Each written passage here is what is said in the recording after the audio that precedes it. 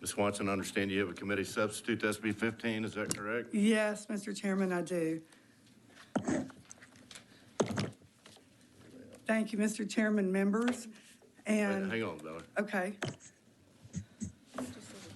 Chair lays out, Chair offers a committee substitute to SB15. Thank you, go ahead. thank you, Chair Kemple and members of the committee.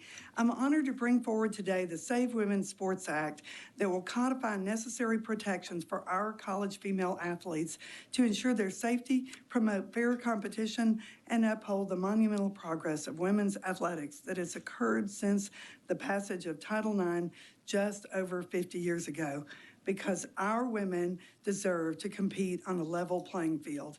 It is not fair that young women are watching their records get broken, accolades taken, and scholarships awarded, not to other women, but to biological men. Senate Bill 15 codifies in Texas statute that when competing in sex-segregated sports, athletes must compete in accordance with their biological sex. Men compete against men, and women compete against women. Last session, Texas codified similar protections for 7th through 12th grade athletes, and it is now time for Texas to act to protect our collegiate women as well. Currently, 21 states have passed protections for K through 12, and 16 of those states have legal protections in place for female collegiate athletes. Members, it is a scientific fact that the average biological male has a significant advantage in athletic competitions over biological females. The biological differences between boys and girls begin on day one and become exponentially more evident during puberty. Regardless of hormone suppression, male athletes consistently achieve performances 10 to 50% better than comparably fit and trained female athletes. What are a few of these inherent advantages? Males have larger hearts and lungs and a greater concentration of hemoglobin to transport oxygen to the blood, thus increasing their aerobic capacity. Males have longer limbs as well as larger and denser skeletal structures with greater bone mass. Males have a much different skeletal structure that does not have to account for the birthing of babies. This alone allows a male to statistically outperform a female in athletic competitions that involve running, jumping, and throwing. Adult males have approximately 36% greater muscle mass, jump 25% higher, throw 25% further, run 11% faster, accelerate 20% faster, and are 30% stronger than females of equivalent stature and mass. This creates an unsafe and dangerous playing environment at all levels of sports, but especially at the collegiate level. And remember, in many sports, there have been adjustments made to account for the strength of men. In volleyball, nets are higher. In baseball, the mound and bases are farther away. In golf, tees for men are much further away for men than women. Excuse me. Many claim that these advantages are negated by testosterone suppression. This is simply not true. The structural advantages absolutely remain. A 2019 Swedish study found that biological males generally maintain the same level of strength even after a year of testosterone suppression. In the case of C.C. Telfer, who we'll address in a moment, his performance times actually improved in several track and field events after a year of testosterone suppression. According to the British Journal of Sports Medicine, biological men retain a 9% speed advantage over biological women, even while being on testosterone suppression drugs. College females are losing their titles to biological females. Initially, no one wanted to believe that biological males were taking opportunities away from women, but they were and are. A most recent biological male has direct ties to Austin, Texas. Will Thomas grew up right here. He was a competitive swimmer who went on to swim in the Ivy League for Penn State. Will competed on the men's team for his first 3 years. He was ranked 462nd in the nation. Then Will became Leah and decided to compete his final year as a female. Identifying as a female, Leah became an NCAA Division I national champion. Here's another example that also has Texas ties. Craig Telfer was an NCAA Division II athlete who ran the men's 400-meter hurdles. He ranked as high as 200th in 2016 and 390th in 2017. His senior year, Craig decided to compete as Cece and run on the women's team. Cece Telfer won the NCAA Division II National Championship in the 400-meter hurdles at Texas A&M Kingsville. Unfortunately, that spot belonged to Texas A&M Commerce's very own Mina Savard. The last example ran in the Big Sky Conference. John Eastwood ran for the University of Montana for 3 years. His kind of a pattern there. They participate as males for 3 years in college, and then that fourth year they participate as females. His senior year, John decided to run as Juna Eastwood. In the indoor Big Sky 1,600-meter championship, June annihilated the rest of the women and easily won the indoor title. The only thing that kept June from winning a national championship title was a few weeks later in 2020 when COVID shut all sports down. Otherwise, John Eastwood, known as June by then, was bound to be the first ever biological male to hold an NCAA National Women's Championship. The simple fact is boys outperform even women. Allison Felix is the most decorated USA Olympic world record holder there is in track. She's the fastest female in the 400 meters. In 2018, 275 high school boys ran the 400 meters faster than Allison Felix ever did. On a positive note, following Will, quote, Leah Thomas's dominance in the pool, the International Swimming Federation, FINA, an organization that administers international aquatic sports competitions, voted to bar biological male athletes from competing in professional women's swimming. Also, to ensure women have access to equal opportunity and fair competition, the World Athletics Council, the international governing body for all athletics, also recently moved to prohibit biological males from competing against women. Competing against males is simply unsafe. Not only do the physical advantages of a biological male create unfair competition, it also can and has put the safety of women at risk. By allowing biological men to compete against women, we are opening our women up to an expanded and unnecessary risk. Just this past October, in North Carolina, a biological male competing on the girls' high school volleyball team spiked a volleyball so hard on a shorter net that it knocked Peyton McNabb out. The hit was so hard that she experienced a severe neck injury, partial paralysis on her right side, long-term concussion symptoms, impaired vision, and constant headaches, as well as anxiety and depression. The biological male who caused the injury posted the video on his highlight reel. Peyton did not join a male team. She did not consent to compete against a biological male, and a biological male who was stronger than her caused her significant injury in a sport she loved, forcing her to quit. Simply put, a man's belief about his gender identity does not erase scientifically proven genetic, physical advantages over women. Members, this is not a Democrat or Republican issue. This is an issue about fairness and fighting to protect the rights and safety of women under the original intent of Title IX. Senate Bill 15 is about taking a principled stand for Texas women and ensuring that not a single woman loses a scholarship, a roster spot, or a second of playing time to a biological male. Senate Bill 15 is about protecting women, our young women that we need to protect, protecting them from undue harm and making sure that athletic competitions for women are safe and fair. Thank you, Chair Kemple and members. I'm happy to answer any questions you may have and respectfully request the opportunity to close. Thank you, Ms. Swanson. Members, do you have questions? I have a Ms. question. Cole? Isn't college sports regulated by the NCAA? And so I'm wondering what authority we have to step into this.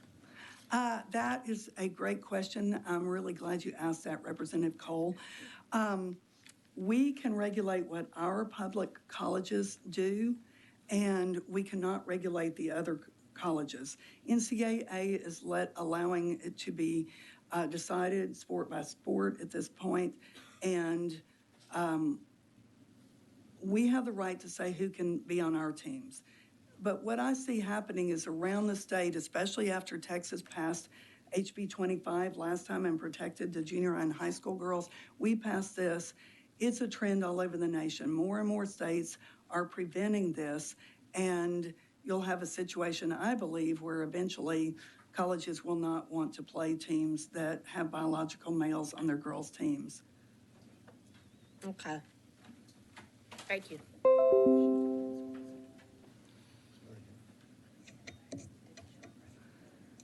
Show Representative Burns present as well. He was ready to do it first, so. Okay. Ms. Gonzalez? Thank you, Chairman. Good morning, Valerie. How are you? I'm great. Thank you, Representative Gonzalez. I have a couple of questions just to start off with. Can you outline a little bit what's the changes between the bill as filed in the committee sub? One thing, we gave it a real catchy title, Save Women's Sports, and we wanted it to have that identity and be easy to talk about. And we worked very carefully with the parliamentarians on wording to define competition and came up with something that they're very comfortable with. And we've also run it, everything in the bill many times past parliamentary experts. And this is something that Senator Middleton and I had been working on, and he's totally on board with the small changes we've made. So those are the only changes you've made? Those are the ones I can think of, the definition and the title. So I'm just gonna go section by sections that I have about the bill. Sure. In your bill, you are allowing for the Texas Higher Education Coordinating Board to establish rules and then enforcement, is that correct? Correct. Why the Texas Higher Education Coordinating Board? After a lot of thought, that was the best way. I know Senator Middleton conferred with them quite a bit, and a lot of time has been spent in the last year and a half crafting this bill and just looking at all the different options. Does the Higher Education Coordinating Board regulate any other athletic events or programs in higher education? That question would be best left for them if you had them as a resource witness, which I'm not sure if they're here or not. I know, but I have you here, so I wanted to see thank if you could. you. I mean, you picked this agency, and so understanding that, I want to have some background as to why you picked this agency. Again, Senator Middleton spent a lot of time discussing it with them and working that part out. That seemed to be the best way to coordinate that. Do you know that the Higher Education Coordinating Board's mission that is in statute is providing a statewide perspective to ensure the efficient and effective use of higher education resources, to eliminate unnecessary duplication, and to develop and evaluate progress towards a long-range master plan for higher education, as well as providing analysis and recommendations to link state spending for higher education with the goals of the long-range master plan? And I guess I'm wondering if the intent of your bill aligns with why that agency exists. I believe it does, yes. And Senator Middleton spent quite a bit of time working with them, and they're on board with that. So are you concerned about both the negative fiscal implications, both to our universities and to the agencies with the passage of your bill? No, I'm actually not. I don't see it being any kind of problem. You're not concerned, especially if you look at other states, about some legal lawsuits, either to the agency or other universities, considering we're making both significant investments to the agency and to other universities? Well, if it's a matter of challenging the bill, that's why we have an attorney general and give him quite a bit of money in the budget. As far as the colleges, it is my belief that we put this bill into place and the rules will be set up and they will follow the rules. So you're not concerned that there will be negative fiscal implications to the universities and both to the agency in which we're trying to give adequate resources to? I don't see any reason whatsoever for concern. But I will say this, Representative Gonzalez, it is our job to protect all these college women. It is not our, it's a huge picture, it's a huge responsibility. And to get bogged down in some kind of minutia is not, that's not where we're supposed to be. We're supposed to protect our college female athletes, and that's what I am working hard to do. I think our job requires an analysis from a complex perspective to realize harm in a lot of different ways. And I think it's dangerous to know that we could be potentially harming the fiscal reality of both an agency in which we are supportive of as the legislature and of the universities, not even have that consideration. I also think it's important for us to recognize the feds, and this goes back to the fiscal implications, have determined that the U.S. Department of Education's Office for Civil Rights has said that any institution that discriminates based on gender identity or sexual orientation could lose federal funding. Do you know how much we receive in federal funding to our universities and the Higher Education Coordinating Board? Thank you for that question. I have a witness coming up who has traveled the nation, has followed on these bills, and has followed all the legal issues, and that witness would be a better person to ask. I have looked into all the different things. Did I come here ready to quote some, long number? No. But I believe in doing the right thing, and we have looked into this extensively and feel like it will work well, and it's working well in other states, and it's very important because I want to protect our young female collegiate athletes. Representative Swanson, I think you've seen my work on the House floor that I believe in doing the right thing always. But I think it's really important for this committee to always protect higher education. And so I think it's really important for the bill author to understand what the negative fiscal implications could potentially be both to the Higher Education Coordinating Board, either through loss of federal funds or through lawsuits, or to our universities. And I think it's really important for that to be understood.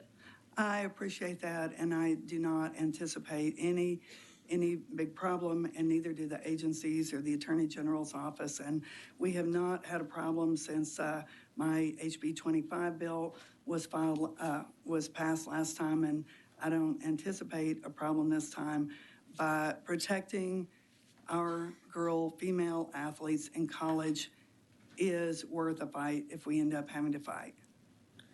When your bill, moving forward, I just think that the negative fiscal implications should be outlined. I think it's really important for us to understand. How would you define intercollegiate athletic competition? Would this include college sports clubs?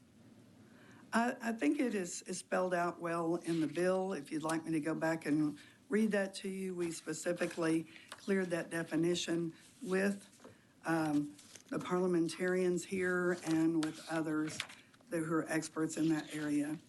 So you have the committee sub in front of you, right? Okay.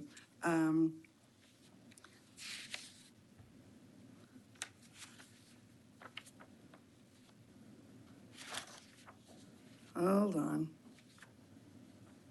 I think my primary question is, does this include college sports clubs? If they are, it depends on how they fit in this definition. If they play against other colleges, then yes, it does.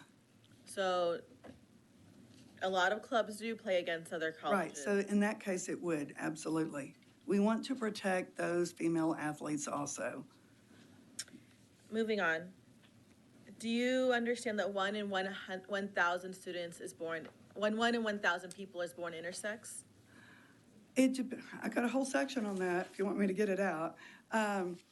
And that's not a problem to this bill because the bill says, as did HB 25 last time, that it is decided on the basis of the birth certificate issued at or near the time of birth. Well, the near term is put in there so that you cover the extremely rare situation. Many of these are much rarer than 1 in 1,000, that maybe there's some ambiguity at birth, because there's always one tendency or the other, but sometimes they need to wait and run some tests. So they would qualify. They would have a birth certificate issued near the time of birth. And it is totally a fact that, okay, sex development in humans is mutually antagonistic. Everybody needs to understand that. If one reproductive system in these rare people who have some of both, if one reproductive system begins to develop, it automatically inhibits the others. So everyone is still one sex or the other sex, even if they have some unusual form of the chromosomes. And it is called DSD, disorder of sex development, and more commonly known as intersex. But those don't form new sexes. They just show the variations within males and within females. As someone who's studied a lot about intersex identity and the intersex community, I think that the problem is how do you define near? You said near the time of the student's birth. We haven't had a problem since we passed it with that exact same wording a year and a half ago on SB15, and a reasonable amount of time for doctors to do testing, that kind of thing.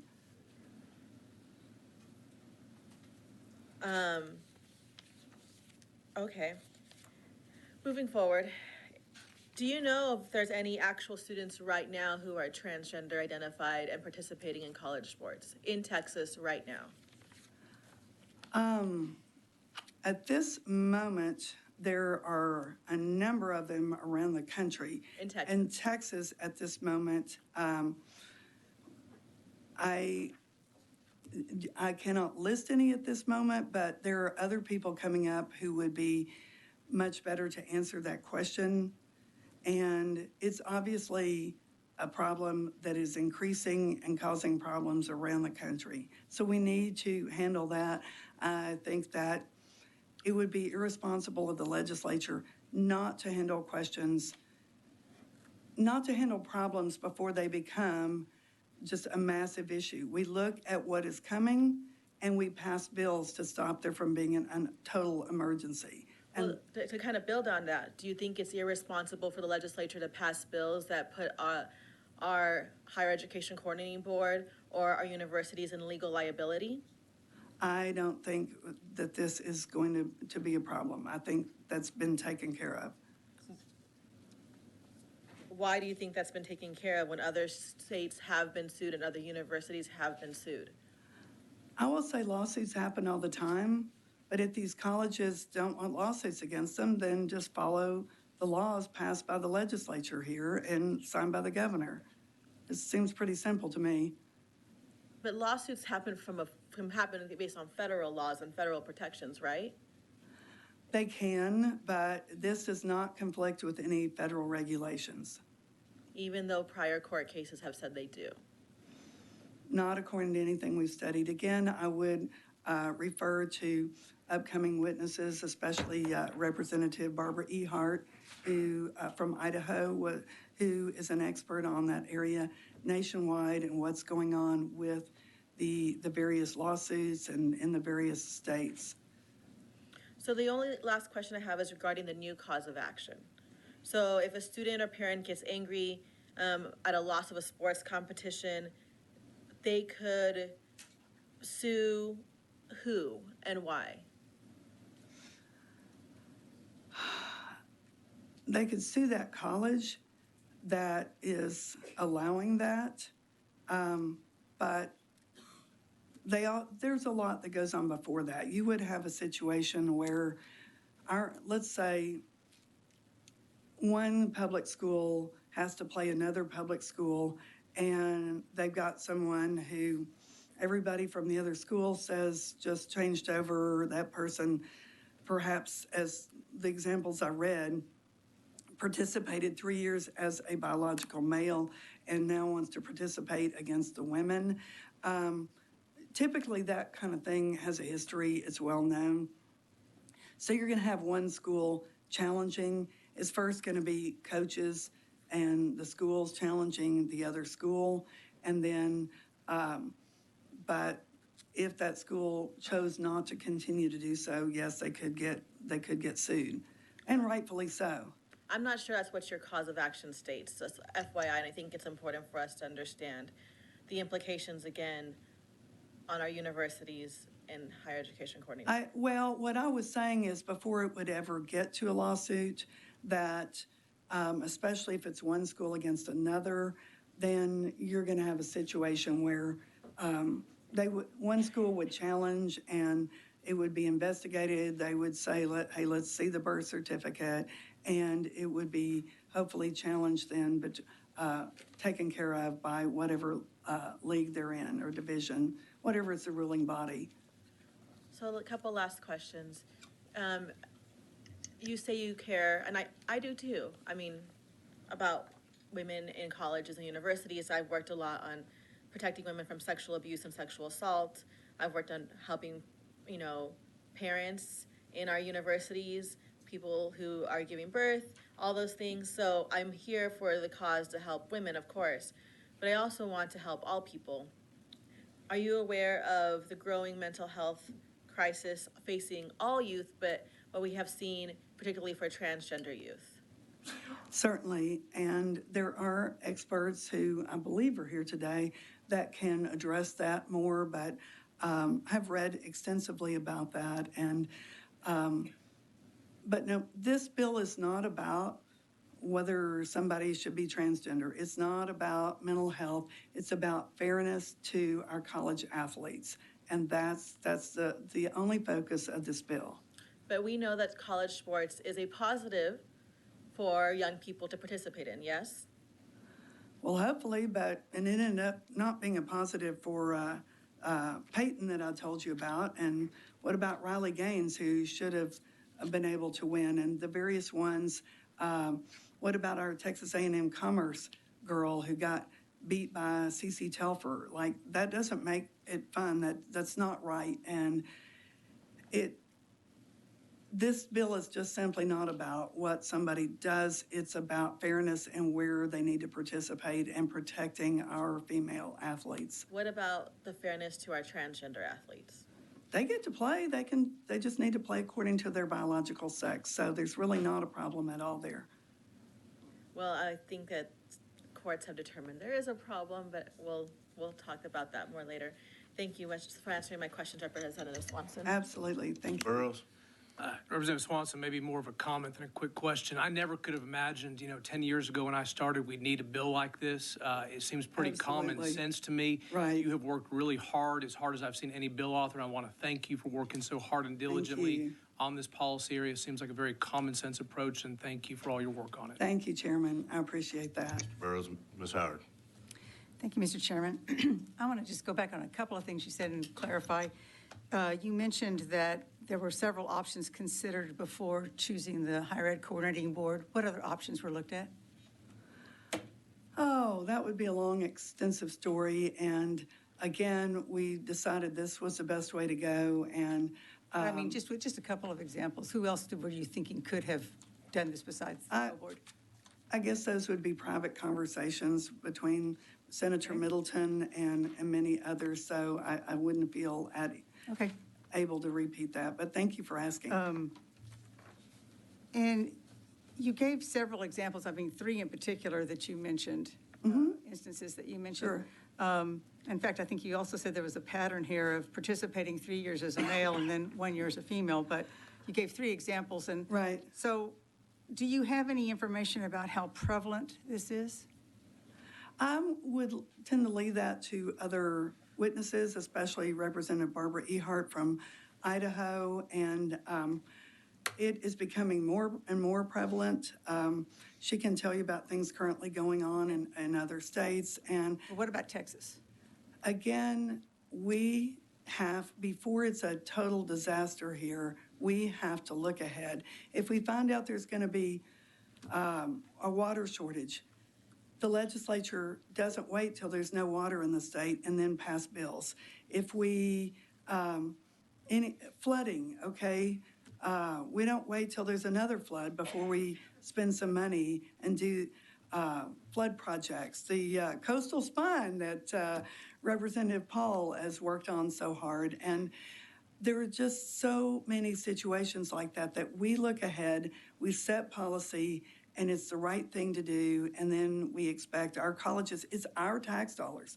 We're in charge of those colleges, and so we need to take this stand and protect our college female athletes. Just point of clarification about the funding, because I know it, I think the last number I heard at the University of Texas is their budget is about 12% state funds. We have a small percentage of state funds to some of these institutions, but mentioning, I think you said earlier, just like you said now, it's irresponsible of us not to handle problems before they become massive issues or emergencies, was I think what you said before, similar to what you just now said.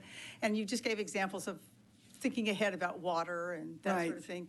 I mean, there's a lot of things like that. Some things we would agree or disagree with, like, you know, some of us have some ideas about how we think we should be addressing firearm violence, that sort of thing. There are things that we think are at an emergency that we might be able to do more about. So I agree with you in concept, but I think we probably have a different idea about which issues we should be focused on. What has happened since last session's passage of that legislation for the public schools? What has changed? It's actually gone quite well. In what way? In that situation, UIL was already using those rules, and they loved the bill. They came and testified. They told us they really liked it because it codified it, and it protected them. It protected the schools for when they get these challenges. And again, we need to put our colleges in a situation that they can point to Texas law and in setting their policies, and they will be have a lot less liability because we will have taken that leadership. So you're saying that last session was just codifying what current practice was, so there's been no change? In Texas UIL, we were very blessed to have good people running that, and they had good policy going. But the coaches also said that, Coaches Association, they wanted it codified. They're looking for leadership. They don't want to have to duke it out Yeah, I at the appreciate school it. I level. was just trying to understand what changes have occurred as a result of that legislation. What about how we're going to be determining gender? How do you, and I realize the co-board is supposed to come up with this, but hopefully they're here as a resource witness. How are we going to be determining gender? Oh, well, thank you for asking. That is right in the bill, and it is identical to what we did a year and a half ago in SB15, third special. And it says that we will look at the birth certificate issued at or near the time of birth. So how are you going to know if it was issued at or near the time of birth? That's a really good question. I know that there are some bills designed to make that a little more clear, but most of the time it's not a problem because we're not talking about typically it's almost always males that are wanting to play against the girls, almost never goes the other way, and maybe occasionally, but they don't do well. So there's no incentive for the females to do that. And so most of the time, I mean, these are not people who their parents declared them to be a girl when they were a baby or 2 or 3. And so everybody knows that they were, and we'll quote Leah Thomas's situation, he'd been swimming for 3 years. Everybody knew he was. He had all these, not records, but just all the statistical data of every single thing he'd done. The same thing with CeCe Telfer. All the others, everybody knows because they've been out there participating as a male athlete before they suddenly decide that they want to be a female athlete. So then if you know ahead of time, then you can check their birth certificate? True, but any of the situations you would, I think they would have them turning in their birth certificate, but you would know that there was something really suspicious going on if everybody had been seeing them at the swim meets the last 3 years and they were participating as a male. Do you not think that there are people that you wouldn't necessarily know have transitioned?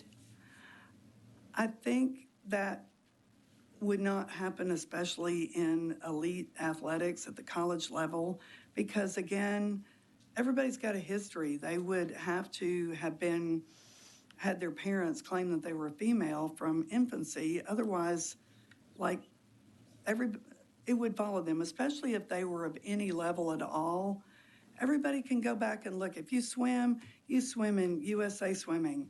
Those records are online. The last time I checked, you can go look up every single child in USA Swimming and see their times in every single event and every single meet they've been in. And it's very clear whether they were entered as a boy or girl. So the responsibility would be to go back and look at every student's previous records to see if there's any indication that they might have competed at some point with a different gender team. They would look at the birth certificate. If somebody wanted to challenge that, I think that would be up to teams, it'd be up to the other competitors to go, oh, look, here's evidence right here that this is not truly the birth certificate. And it talks about that it has to accurately reflect their sex and be issued at or near the time of birth. So there are already things in place for this. Like in UIL last time, the commissioner came and talked about how the challenges work, and their challenges up to that time or up to a little before that, before this became such an issue, were typically the age and somebody trying to claim they were 16, 17 when they were really 19 or 20, and they knew how to go back and get all that. So he said it's not a problem. It's already worked out how the challenges work. Okay, well, the final thing, I guess, is just, I think it's important that I realize you're talking about preemptive action, but at the same time, with the prevalence of this, the significance of the numbers of people that are being impacted by this, you gave us 3 examples. Well, I didn't think I wanted to lay out half an hour long, but... Well, I would like to know how much of an issue this really is. And at this point in time, I don't really have that information, so maybe somebody that's Well, going to let me leave that up to some other witnesses Okay. then. All Thank you. right, thank you. Members, any more questions for Ms. Swanson? Seeing none, thank you, Ellen. Thank you. Chair calls Barbara Ehart.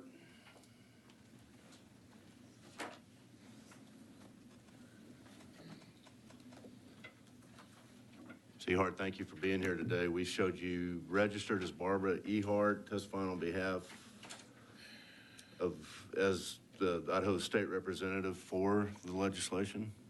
That is correct, Mr. Chairman. Welcome to Texas. Thank you. You know what, Mr. Chairman, good committee, I appreciate this. I was in Texas here 2 years ago to testify twice on behalf of this legislation, and at that time, I certainly wanted to see it go forward at the collegiate level. And so I am Idaho State Representative Barbara Ehart. I was the first person to bring this forward, and I have testified in about 30 other states on behalf of this. But what I think you might find important is not just the fact that I was the first one to bring this forward. I was a Division I women's basketball player, and I was also a Division I women's basketball coach. I spent 15 years coaching Division I women's basketball at 4 fantastic institutions. This issue is near and dear to me. Title IX changed my life, and I spent years trying to work to improve opportunities for our girls and women, and now I am seeing it going backwards. This is why I brought this legislation forward. Now, I want to hit on a couple of things that are specifically important to collegiate athletics. You see, you're going to hear from the other side, and we've been hearing that this is about humanity and inclusion and community when it comes to sports. Folks, it's not about that at all. They may be subsets down the line, but you see, when it comes to sports, it's all about that competition and winning. If it wasn't about the competition and winning, then players wouldn't be cut and coaches wouldn't be fired. Winning matters. And so when we're looking at this as at the collegiate level, now I'm talking more basketball, but it's very true. We're a group of Pete and repeat. So when you have examples of these 3 athletes, Leah Thomas, June Eastwood, back in the Big Sky, that competed against our Idaho State athletes, and Cece Telfer. You see, if those guys had decided on their freshman year to compete as females, I guarantee you that every conference, every school in the Big Sky, every school in the Ivy League, and every school that Telford competed against would have been forced to go out and find biological males to also have on their team in order to compete, because it's about winning or you get fired. And so it will not take much time at all to change the landscape of women's sports if we don't ask states like Texas. Texas, you're a big state. You can lead out, and we're hoping that you'll lead out. And I can see that my time is up. I just want to thank you so very much for inviting me and for taking this issue up. It's incredibly important to the rest of the landscape. Representative Ehart, thank you very much for being here. Members? I'll let Mr. Paul, go ahead. Just one question. When did Idaho pass this? Mr. Chairman, good committee. Idaho passed this legislation in 2020. So again, we were the first. We are also told there'd be huge economic impacts. We have Hewlett-Packard, Micron. We have a lot of these businesses that have specifically migrated to Idaho because we have a very friendly tax base, much like Texas. We were told they would leave. Guess how many left? None. Idaho has been the leading state in the nation for the influx of people and businesses right up until recently when Florida overtook us. Folks, nobody's leaving. If they're here and they're here because you're a business-friendly state and you're willing to continue to do the kind of business you're doing, nobody's leaving. They're coming here. Look all around. They're flocking to Texas. Would you say that's consistent with the 30 or so other states? Yes, Mr. Chairman, good committee. We have 21 states to this point that have passed this legislation. 100% without fail, it has been consistent. These states have not had an economic impact, and the suggestion that because they were somehow discriminating against this other group of people is not true. You will find that the states that will stand up for their women and their children and support them and keep from discriminating against girls and women, those are the states people are flocking to. Thank you. And they're leaving places like California. I don't blame them. Mr. Paul? I don't blame you on that either. Representative Ehart, it's good to see you here. It's great to see somebody with enthusiasm Thank you. and willing to stand up and protect women's rights. So thanks for what you're doing on that. And Absolutely. interesting story you have. Did the NCAA come back and try to punish y'all? Mr. Chairman, good committee. I love the fact that you're willing to ask that question. Let me tell you, the NCAA has never made a statement saying that they were going to punish anyone, but they were pressured by the ACLU and these other groups that are affiliated with them to punish Idaho, and they've been pressured to punish other states. And to this point, not only have they not punished the other states, the NCAA has literally abdicated that responsibility of enforcing or being the purveyor of what's going to happen, and they have put that off to the organizing sports to decide the direction in which they're going, which is why we heard that FINA, for example, particularly after Leah Thomas, had said they were not going to continue to allow biological male who identify as women to compete. And hats off to them, more following suit. But no, good representative, the NCAA has not punished anyone. And you know what? They also had that opportunity to punish you guys.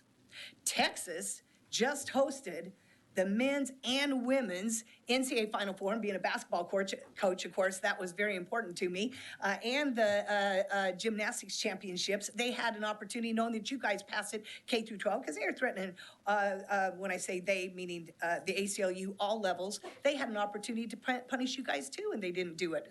Who would want to punish Texas? Well, I agree with you on that.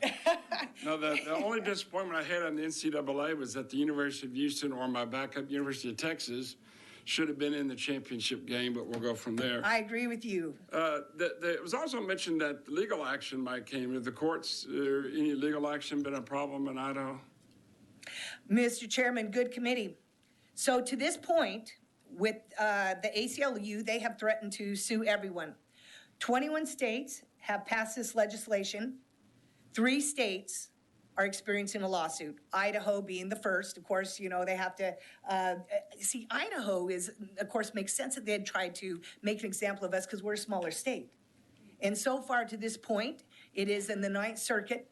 I welcome that. I'm looking forward to this going to the Supreme Court, but Idaho, Utah, and West Virginia. And let me just state that people have read into West Virginia the wrong analysis when the Supreme Court refused at that point to hear the case. The point that the Supreme Court was making is they weren't going to interfere with the injunction, but it had nothing to do with hearing the case. I believe Judge Alito and Thomas were very explicitly clear that they knew that this was coming and they were going to hear this case. Well, thank you. Thank you, Yes. Mr. Chairman.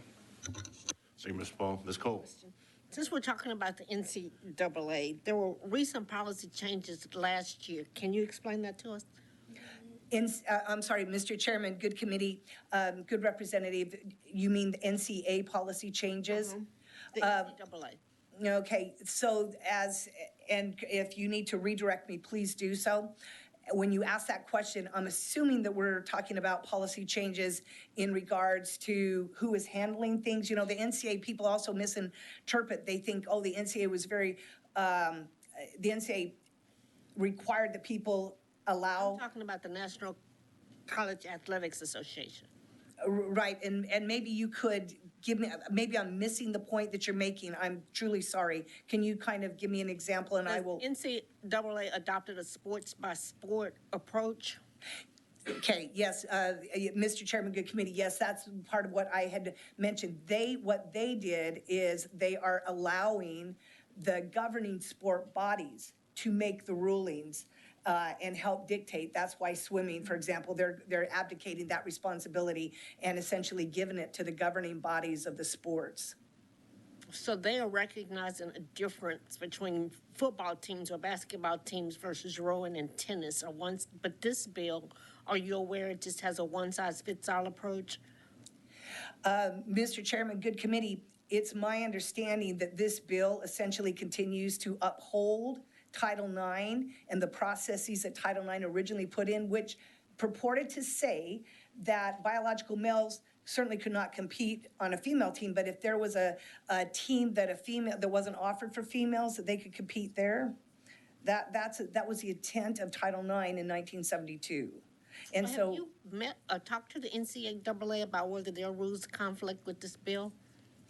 Mr. Chairman, good committee, I actually have been in conversation now. He's no longer the president, both with the NCAA and President Mark Emmert. Yes, we have had many conversations. And that's why, again, you did not see the NCAA taking hard stands because they knew that they were in conflict or could be in conflict.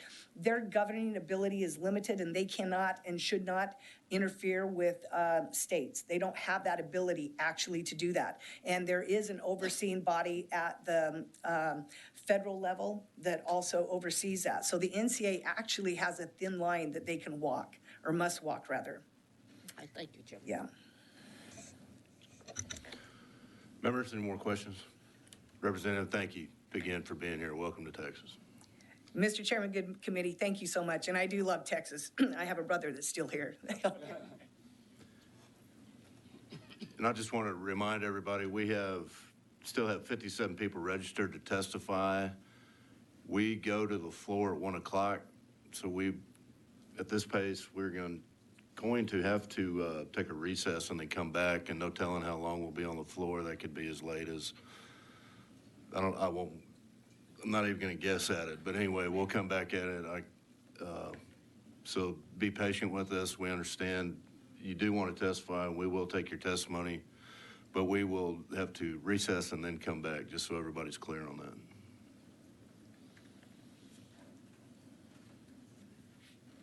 Chair calls Riley Gaines. Thank you, Honorable Chairman Kemple Yes, and Riley. Committee on Higher Education. Hello, hey, how are you today? Hi.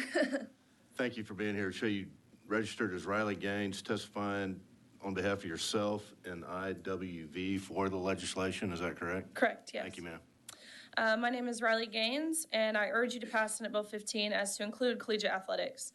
I was a student at the University of Kentucky, where I was a member of UK's women's swim and dive team, and I proudly finished my career as a 12-time NCAA All-American, a 5-time SEC champion, the SEC record holder in the 200 butterfly, making me one of the fastest Americans of all time, and a 2-time Olympic trial qualifier. Last year, my teammates and I, as well as female swimmers from universities around the country, were forced to compete against biological male Leah Thomas. Thomas was allowed to compete in the women's division after competing as a member of the University of Pennsylvania's men's swim team for 3 years prior. We watched on the side of the pool as Thomas swam to a national title in the 500 freestyle, beating out the most impressive and accomplished female swimmers this country has ever seen, including many Olympians and even American record holders by body lengths. As Representative Swanson mentioned, Thomas was ranked 462nd at best in the men's division the year prior. So that next day, I raced Thomas in the 200 freestyle, which ultimately ended in a tie. We went the exact same time down to the 100th of a second. Having only one trophy, the NCAA handed it to Thomas, and when I questioned this, they told me I had to go home empty-handed because Thomas had to have the trophy for photo purposes. I was shocked, and I felt betrayed, and I felt belittled and reduced down to a photo op. But my feelings did not matter. What mattered to the NCAA were the feelings of a biological male. In 1972, Congress enacted Title IX to end unjust sex discrimination in all aspects of education, including collegiate athletics. Make no mistake about it, by allowing Thomas to displace female athletes, the NCAA intentionally discriminated on the basis of sex. Although they claim they acted in the name of inclusion, their policies in fact excluded female athletes, which are the very athletes whom Title IX was passed to protect. But that is not all. In addition to being forced to give up our awards and our titles and our opportunities, the NCAA forced female swimmers to share a locker room with Thomas, a 6'4", 22-year-old male equipped with an exposing male genitalia. Let me be clear about this. We were not asked for our consent, we did not give our consent, and we were not forewarned about this situation. If nothing else, I hope you can see how this is a violation of our right to privacy and how some of us have felt uncomfortable, embarrassed, and traumatized by that experience. I can wholeheartedly attest to the tears that I witnessed from finishers who missed out on being named an All-American by one place. And I can wholeheartedly attest to that extreme discomfort that we all felt in the locker room from 18-year-old girls exposed to male body parts having to undress with a male watching in the same room. And I can wholeheartedly attest to the whispers and grumbles of anger and frustration from these girls who, just like myself, had worked so hard and sacrificed so much to get to that point. I know I'm out of time, and I could list example after example after example of this happening to female athletes because my experience is not unique. Ms. Gaines, thank you so much. Members? Will you just confirm that she's representing IWV? Yeah, and I just want to make sure we get straight for the record that you are representing IWV and yourself. Yes, IWV is Independent Women's Voice. Okay, thank you. Before you go, you were at the pool that day when I guess probably the most noteworthy story everybody's thinking about, and you mentioned in your testimony that swimming as a female, but that same person swam as a male the year before, is that correct? His whole life before. But yes, 3 years prior on the men's team at University of Pennsylvania, Okay. where qualifying even for the NCAA championships was nowhere near realistic. To the year later, winning, again, beating everyone in the country by body lengths. Even the time Thomas went last year would have beat everyone in the country again this year. Again, by multiple seconds. And I know 1 second doesn't sound like a lot, but a sport measured down to the 100th, where I've dedicated 18 years of my life to shaving off merely a few 100ths of a second. This includes sport-specific training, weight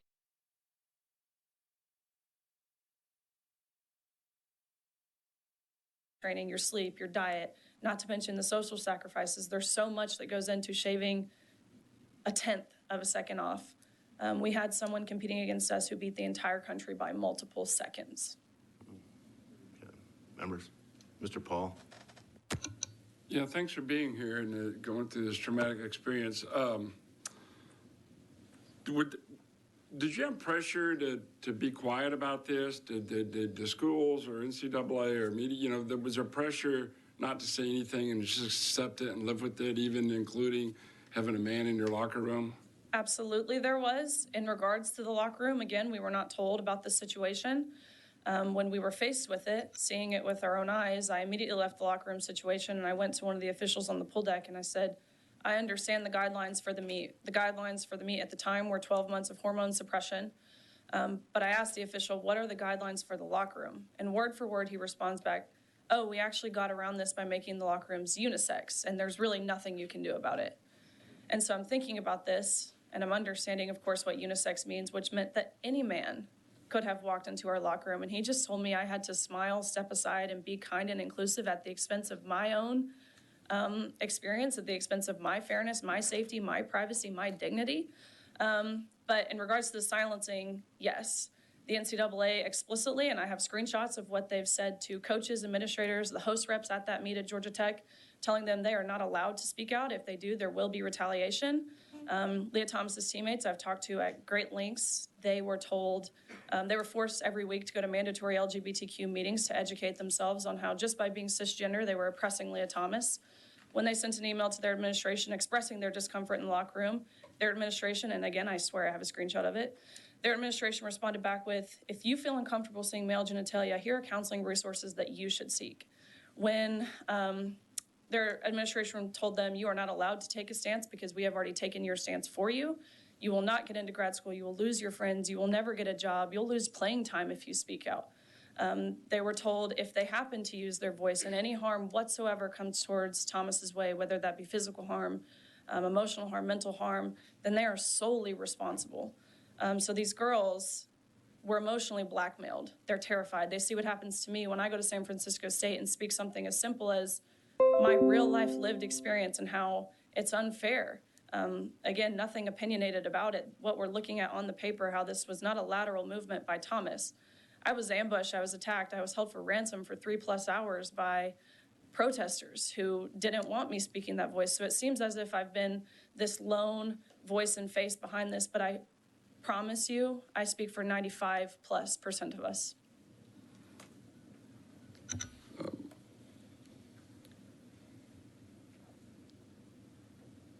Yeah, that's okay. I was trying to think of something in there. All right, Chairman, go. Thank you, and thanks for being here and standing up and doing that and spending, I was getting, 18 years of life, of your work, your effort, your goals to make sure, and then have all that threatened just because somebody else wants to do it in your world. So thanks. Thank you. Members, any more questions? Ms. Gaines, thank you for being here today. Thank you very much. Chair calls Cassidy Comer. Thank you for being here today. We show you registered as Cassidy Comer, testifying on behalf of yourself for the legislation. Is that correct? That is correct. Thank you, ma'am. Sorry. Hello, my name is Cassidy Comer. I am a retired now collegiate women's basketball player. I was on the team at Midwestern State University in Wichita Falls, Texas. I have been blessed to be in a position where I can stand before you all today and speak on behalf of something that I feel so passionately about. As a product of the opportunities granted by Title IX and all that it has allowed women's sports to do, the idea of putting all of that at risk in the name of inclusion is baffling to me. I have played basketball consistently since I was 11 years old, almost half my life, but the idea of fairness in sports was instilled in me at a young age. When I was 8 years old, my parents put me on a co-ed basketball team. Throughout the season, we did pretty good, but there was one game where someone who was clearly not 8 years old was playing on the other team. He turned out to be at least 10 years old, and he was towering over all of us, which is saying a lot for me. And he was destroying us on the court. Of course, his team was happy to let him play since he was helping them win. But for my team and for all of us parents, all of our parents, we were shocked. How could someone who so clearly held the advantage be allowed to play at the same level? Is that the reality that we want our future generations to face? I was always the tallest on my team. I'm 6'5", not including heels. And so there's not much competition to be had. In order to better increase my chances of getting recruited to play at the collegiate level, I chose to play with the men's team on my AAU program. I practiced with them several times, and the innate differences between men and women were made all clear to me. In speed, each drill, I was sprinting as hard as I possibly could. I was trying to keep up with them while they were jogging at their leisure and keeping the same pace with me. In strength, I felt completely out of my depth posting up to men of the same size as me, where if they were women, I would have done it with ease. Women are also much more likely to be injured in the midst of a sport, especially in contact sports like basketball. My decision to step away from basketball came from the physical and emotional toll that facing 4 major injuries in 4 years put on me. Even without injuries, any collegiate athlete can attest to the strain that we put ourselves through in order to be in a position to be recruited. To think that all of that hard work could be for nothing because a man who is innately stronger and less prone to injury could take our place is a slap to every woman who has worked hard to be in that position. The bottom line is men and women are different. We are not lesser, but we are different. To say that these differences do not have merit is to deny biological truths that encase all understanding of sports. To put so many women at risk because of the ignorance of biology is unwise for the Comer, future. thank you very much. We thank you for being here today. We're going to be consistent on the 3-minute layout. Thank you. Sir. Members, do we have any questions for Ms. Comer? Mr. Clardy. Thank you, Ms. Comer, for testifying here today. Just a quick aside, this morning, my sister-in-law, who's 6'1", my wife's 6 foot, they're all-American tennis players in college, so I told her what we were going to be hearing today, and she's usually quite the jokester and prankster. She got very serious and said, are you going to protect us? Are you going to take care of us? And talking about women, collegiate athletes. Because what you've said is very important. There are innate differences, and it makes it unfair for women to do this. And it's how far we've come in this country with Title IX and women's athletics. It's been a tremendous thing for our country and for women and young girls to develop those role models like I'm sure you had growing up, and now that you are for others. But this is not about picking on somebody else. This is about protecting a hard-earned legacy of women's athletics. And That's right. as the husband of a 5-time All-American female tennis player, I think I'm duty-bound to do the right thing, and I appreciate you being here. Ms. Clardy, were you All-American? No, I was honorable mention all conference, but I did change her last name for her senior year, and yes, we did get a Clardy All-American at Abilene Christian University. Thank you. Thank you. Ms. Comer, thank you. Go Mustangs. Thank you, sir.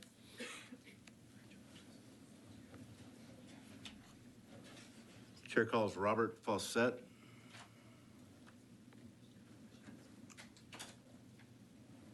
And I know we have an overflow room.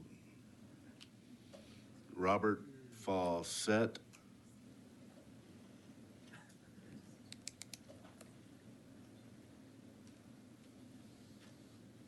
He's not here yet. So here we'll show Robert Fawcett. Move on to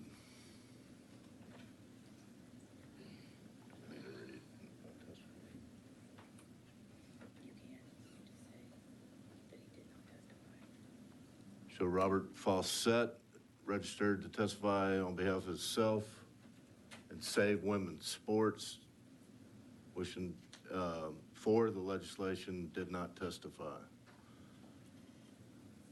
Chair calls Jonathan Covey. Jonathan Covey.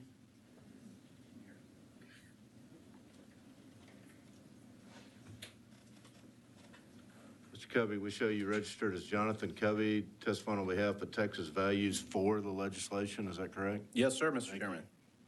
Mr. Chairman, committee members, my name is Jonathan Covey. I'm the Director of Policy for Texas Values. I'm testifying in favor of SB15. I'll hit just a few points here. So, women deserve to compete on a level playing field. Allowing males to compete in women's college sports destroys fair competition and women's athletic opportunities. Number one, sports should happen on a level playing field. Letting males play in female sports is decidedly unfair. Male advantages include greater bone density, muscle mass, cardiovascular capacity than girls. Some advantages actually remain after hormone suppression. Representative Swanson, in her layout, she covered how 275 high school boys beat world champion Allison Felix's best time. Also, Peyton McNabb's injury this past year from a biological male's volleyball spike. To allow men to compete in women's sports goes against the very purpose of Title IX, equal opportunity for biological women. Title IX ensures that no one can be denied equal access to educational opportunities on the basis of sex. According to the Women's Sports Foundation, before Title IX, 1 in 27 girls played sports. Today, that number is 2 out of every 5. 96% of female CEOs played competitive sports. Sports provide girls and women the teamwork and confidence and skills that are necessary to succeed in the professional world. Female athletes who excel in sports have the opportunity to win scholarships in college in order to further education, and allowing biological males to compete in women's sports have an effect on their educational opportunities. Never forget that with this bill and with overall fairness in sports, biology is what matters. Biology is what matters. I want to thank you for your time, and I'd ask you to support this bill. Thanks, sir. Members, any questions? Thanks for being here. Thank you, Mr. Chairman. Chair calls James Buntrock.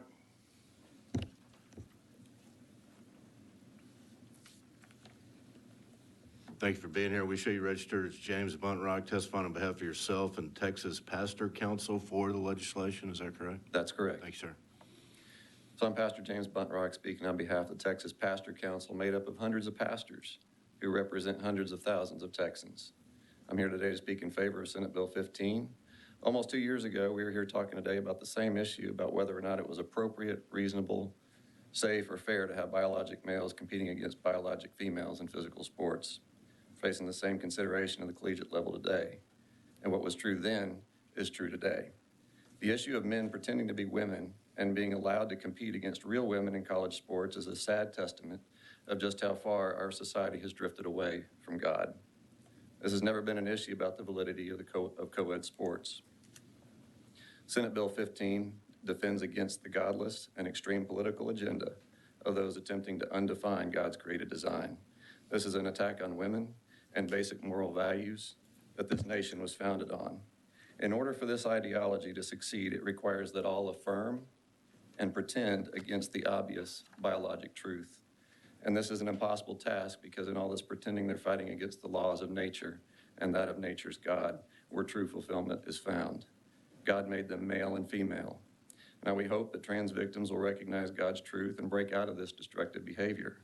It's our hope that these people, whom God calls the precious fruit of the earth, come to a saving knowledge of the gospel of Jesus Christ.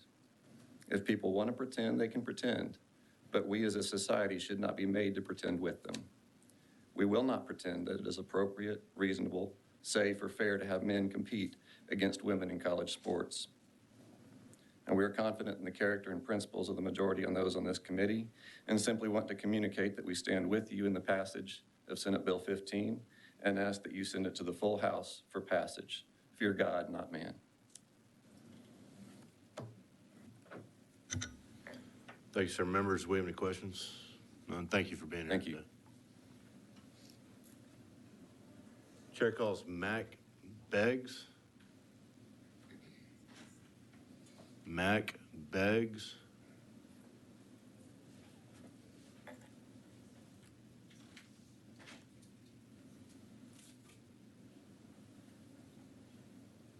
Since we have it.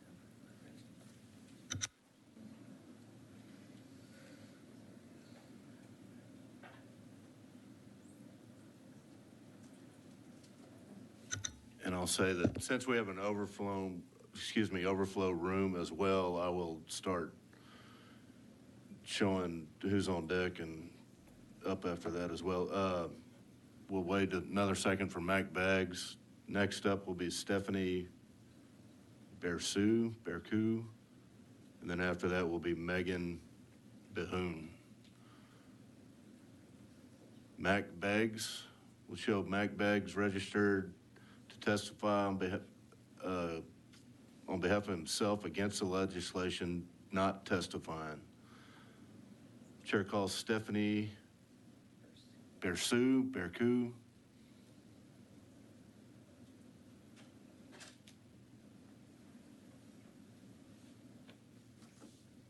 After Stephanie will be Megan Behoon. And after Megan Behoon will be Clint Birdsong. Stephanie Bersu will show Stephanie Bersu wishing to testify on behalf of herself against the legislation, did not testify. Chair calls Megan Behoon.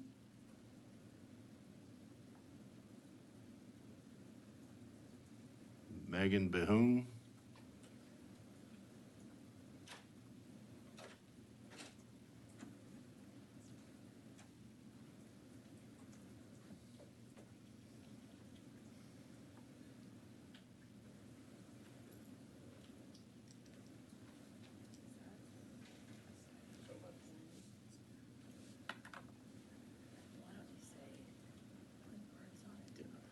And after Ms. Behoon, we will have Clint Birdsong and Timothy Bradbury.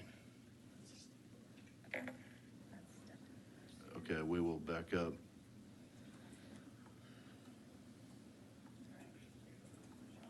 So we have chair calls Stephanie Bersu.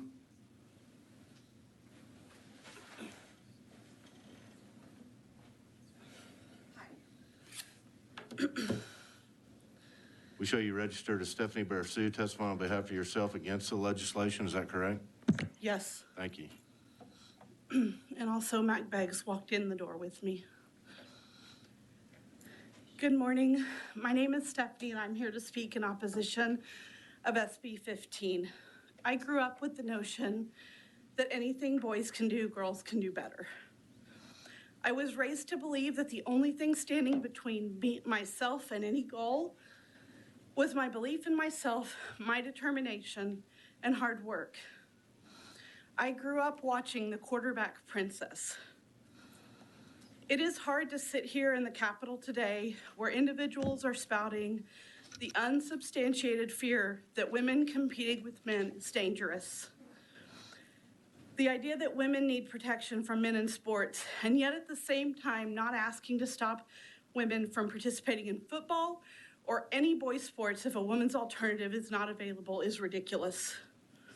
The request to protect women athletes, and yet steps are not being taken to protect women from coaches and authority figures that harm them and make them victims to sexual assault. Then there's the claim that segregation by sex makes sports fair. If we want to look at making competition fair, should we not be looking at sports individually? A blanket rule regarding segregation of sports participation does not make competition fair. The traits that make a gymnast successful vary greatly from the skills that make softball players successful. How does this arbitrary segregation even the playing field? If safety of women were the goal, wouldn't it make more sense to segregate teams more strategically? I've heard people claim safety for women from men who are so much larger. If safety is based on supposed size discrepancy, is it then safe for a 90-pound, 5-foot woman to play on or against a 6-foot, 200-pound peer? If safety were truly the issue, there are more productive things we could be focused on. Safety risks that we know, such as concussion, overtraining either by training too often, too frequently, or too long, injury from playing the same sport year-round, physical abuse. 1 in 5 athletes receive physical abuse by either an official or a peer. I'm opposed to SB15 because it is using arbitrary, unproven claims to solve an issue that does not exist. Maybe it's time we look at ways to truly make sports fair for all athletes, regardless of gender. Thank you for being here. Members, we have any questions? Thank you. Yeah. Chair calls Mac Beggs.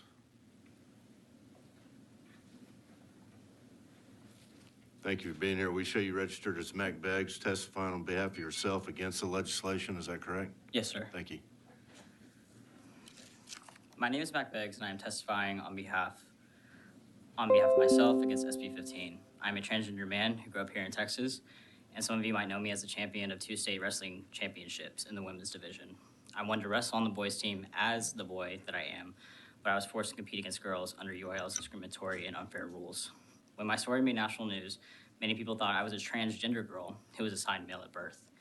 They erased my identity as a trans man who was forced to wrestle with girls by the state of Texas. And unfortunately, the Texas legislature keeps trying to expand those discriminatory rules and now wants to stop transgender athletes like me from playing in college too. Bills like this one are hateful and deadly. Trust me, I know. A recent study that was done by Texas Children's Hospital, a hospital in which I was under care in their youth program, well taken care of, as you can see, recently reported an 800% increase in the number of emergency room visits from youth and adolescents with suicidal thoughts. When I was competing in high school, I had an extremely hard time being myself, despite the obstacles that were in front of me, whether it was a bathroom issue or whatever accommodations. That still didn't stop me from becoming the best athlete I could be because I love sports and I loved participating. This bill is unfathomable, it's shameful, and it's unconstitutional. Transgender Texans are already often bullied and pushed out of sports. It is already incredibly difficult for transgender college students in Texas to participate in sports as their true, authentic selves. And for you to try to take sports away from transgender students in college after you already harmed them, K through 12, is just being cruel for cruelty's sake. In order for me to compete at all in UIL, I had to stay in a cis woman's levels. There are rules already in place for me to make sure I upheld being fair with my competitors. They wouldn't allow me to compete with the boys in high school. If I did still compete, would have to alter my medication in the range of a cis girl, and I did.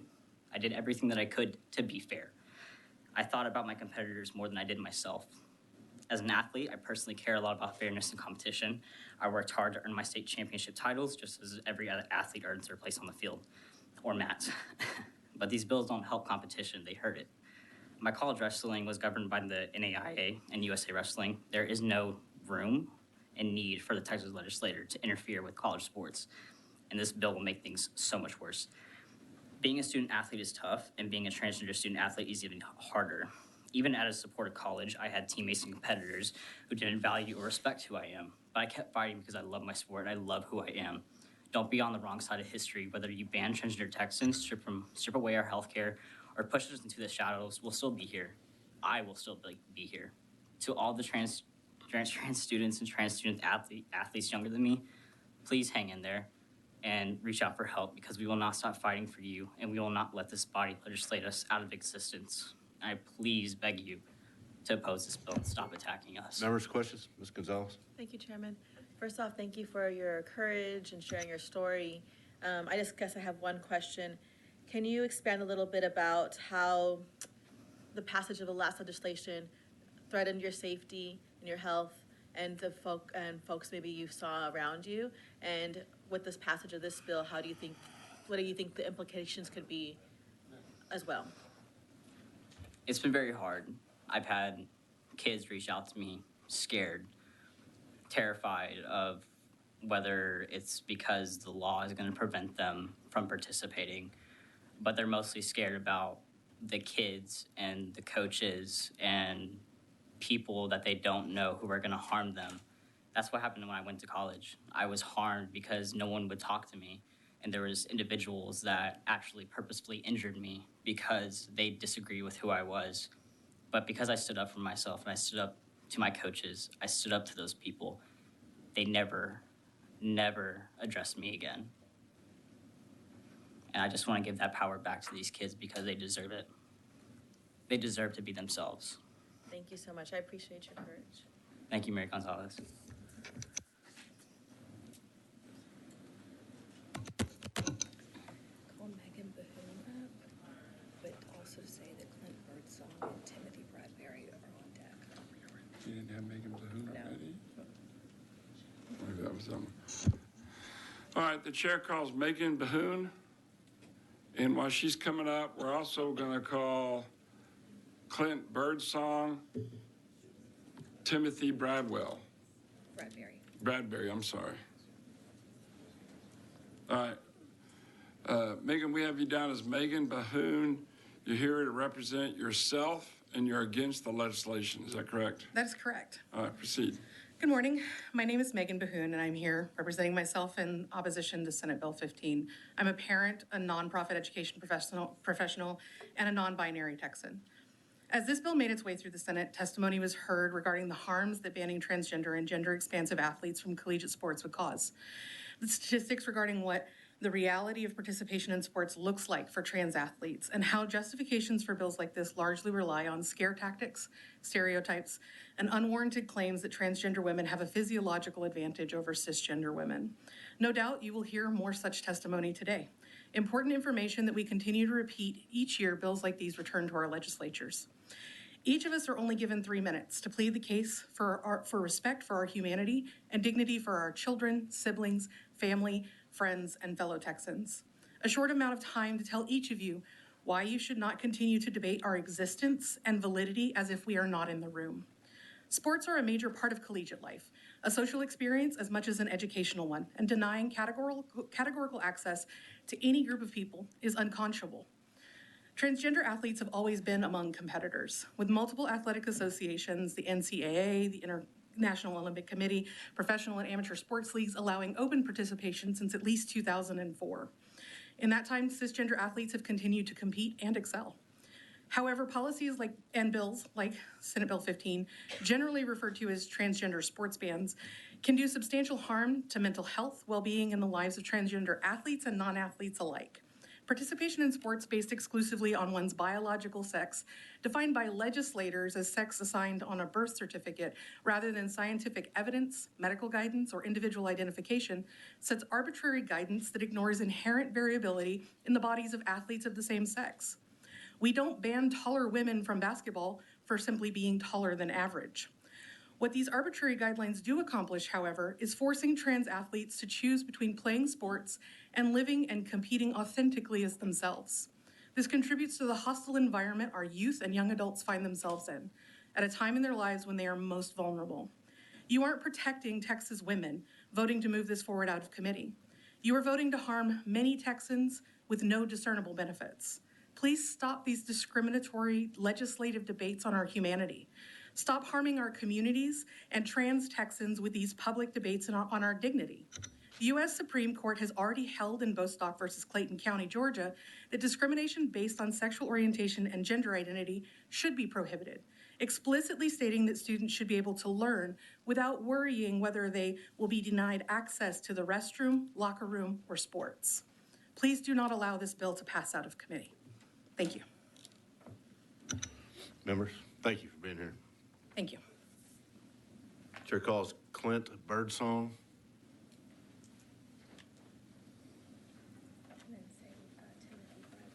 And after Mr. Birdsong, we'll have Timothy Bradbury and Joy Butler. Clint Birdsong.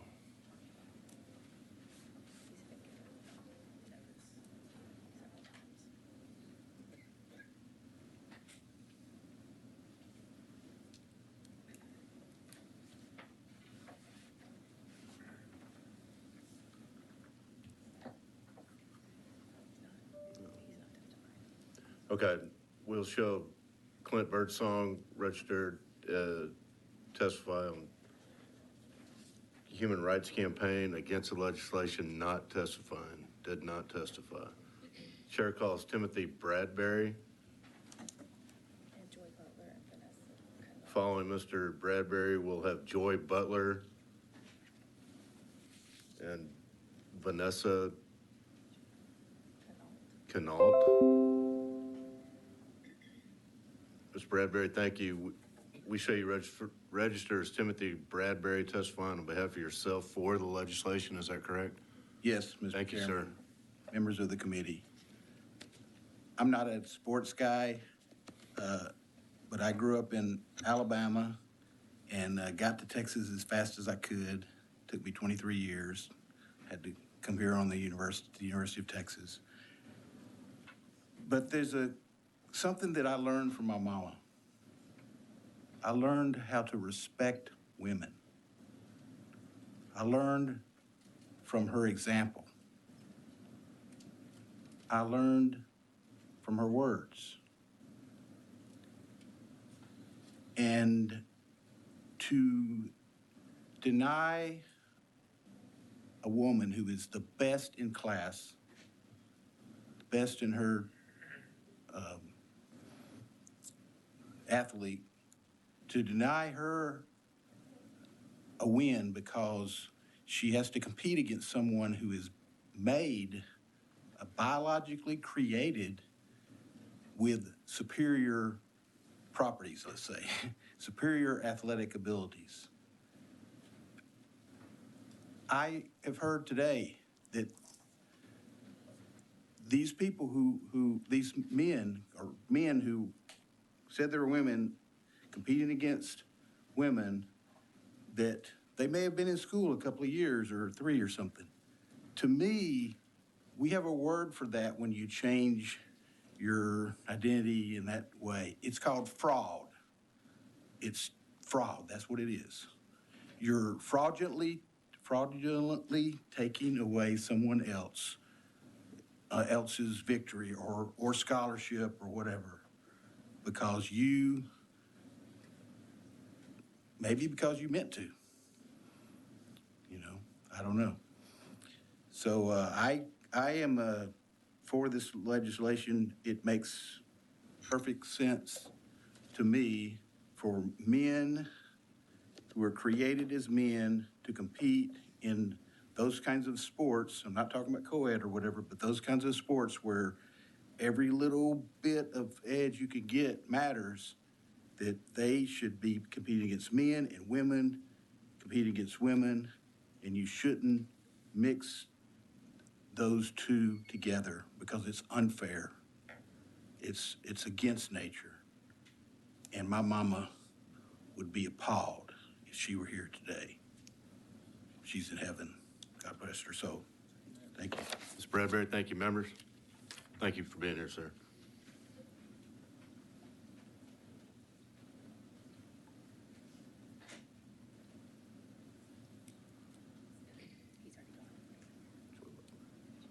Chair calls Joy Butler.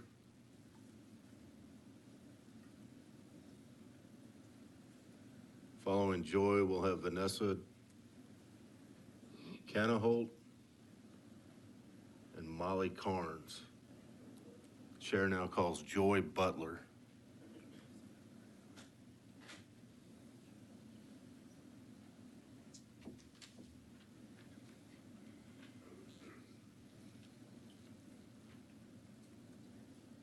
Joy Butler. We'll show Joy Butler registered as Joy Butler, testifying on behalf of herself against the legislation, not testifying, did not testify. Chair calls Vanessa Canaholt.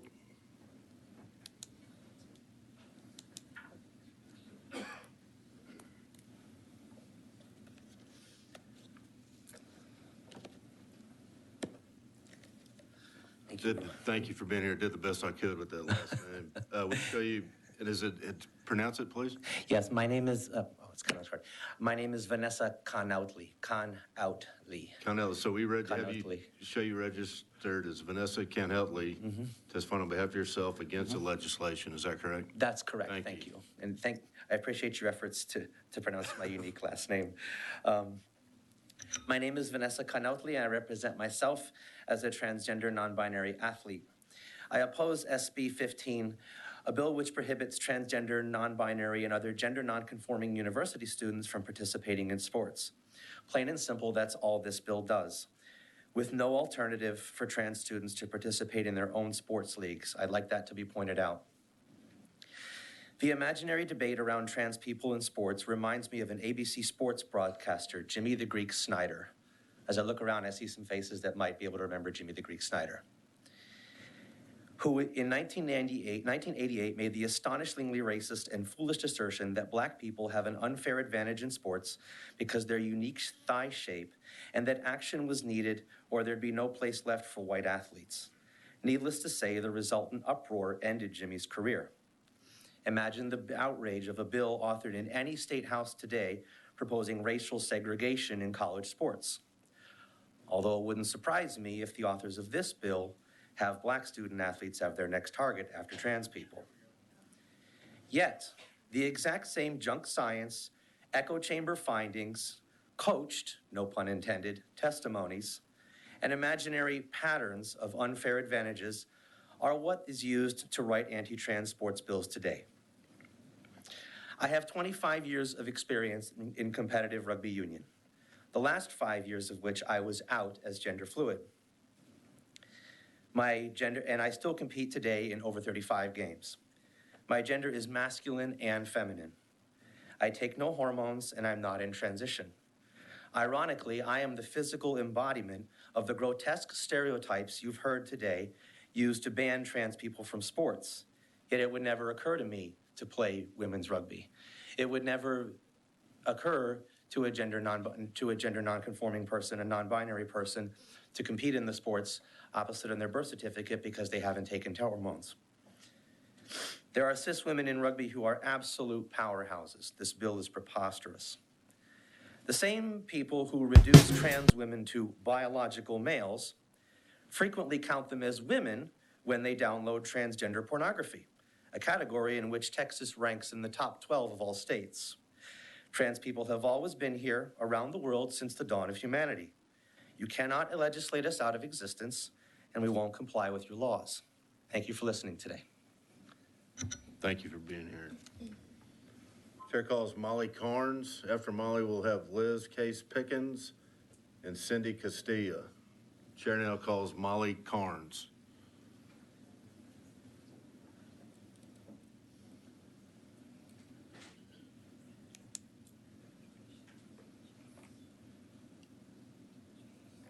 Molly Carnes.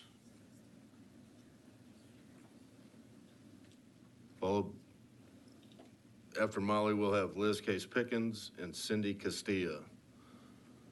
Molly Carnes. We'll show Molly registered to testify on behalf of herself against the legislation, not testifying, did not testify.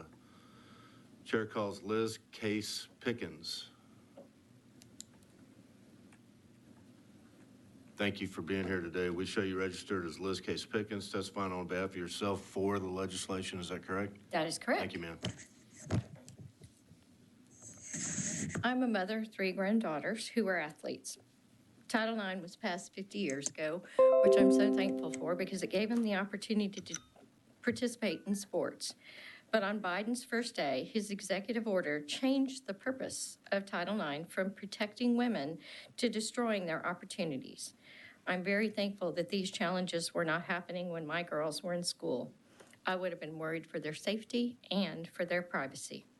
Scientific facts tell us that testosterone and innate biological differences give biological men an advantage they can't be compensated for. The distinctions between male and female are pronounced. Men have greater lung capacity, larger hearts, higher red blood cell count, just to name a few things. We've heard mentioned already Allison Felix, who holds the most championship medals in history, yet 275 boys ran faster than her time in the 400 meter on 783 occasions, showing that biological males who compete in female sports would have a very unfair advantage. When we look at the polls these days, 70% of Americans said that boys and men, boys who identify as men should not, let's start that again, that boys and men who identify as transgender should not be allowed to compete in girls' and women's athletics. People understand that girls need to be protected, their opportunities, and their safety. We need to look no further than an example of the MMA fighter, Celine Provost, who took on Alana Ryan McLaughlin. That fight took only 3 minutes and resulted in her skull being crushed. So people who tell us that women are not at risk might be a little wrong about that. In 2020, Idaho became the first state to pass the Fairness in Women's Sports Act by Representative Ehart, and over 30 other states have proposed this kind of legislation. Idaho's law was challenged with a legal challenge, which was turned back. They were also threatened with financial retaliation, and those things did not happen. I would just like you to protect girls, women. We appreciate it. Yes, ma'am. Thank you. Chair calls. I think I was called and I was in the sorry. Who are you, ma'am? Molly Carnes. Thank Yeah. you. So sorry. Back up on this. We show you registered as Molly Carnes, testifying on behalf of yourself against the legislation. Is that correct? Yes. Thank you. Hi, I'm Molly Carnes, and I'm the Christian parent of a precious transgender daughter, and I oppose SB15. So here we are in a House Higher Education Committee meeting in Texas, where 60% of students headed to college from public schools are poor, and college tuition has doubled since 2003 when this body deregulated state tuition. But what are we talking about? People's private parts again. Doesn't it feel even a little creepy to support a law that focuses on parts of people's bodies that you do not even have a right to know about? Don't you want to be free of this fear that your child or grandchild will be part of the LGBTQ community? It's not unlikely, and not because we have lost our moral compass or been defiled by social media. God has created a million beautiful variations of the human condition, including our exquisite transgender community, that teach us about the soul in a way that no one else can. Honestly, I'm tired. I'm tired of attacks on transgender people so that Republicans can get elected. You keep trying to paint transgender people as a danger, so whatever discrimination or indignity or legislative violence you commit against them just appears like you are defending yourself against a threat. But transgender people are not the threat. You're debating every aspect of their humanity as if their place in this world is optional, and the option is yours, is the threat. Our family lives under this dark cloud called the Texas legislature, and it permeates nearly every consequential decision we make. Ironically, since my trans daughter transitioned, we are having the best time of our lives with her. She is funny, she's affectionate, she is motivated and happy. She has a job. She was given the Tenacity Award from her college and has an amazing boyfriend that adores her. But Texas is too small for my daughter now. This is my mother and my daughter. Look at the love between them. I want you to see it. My mother, who is 94 and has lung cancer, lives with us and has for the past 10 years. My daughter wanted to stay in Texas to finish college so she could be as close to my mother as possible. But your obsession with her private parts means she cannot stay here any longer. Texas is not safe for her. She cannot thrive here. You are breaking up my family, and it is heartbreaking.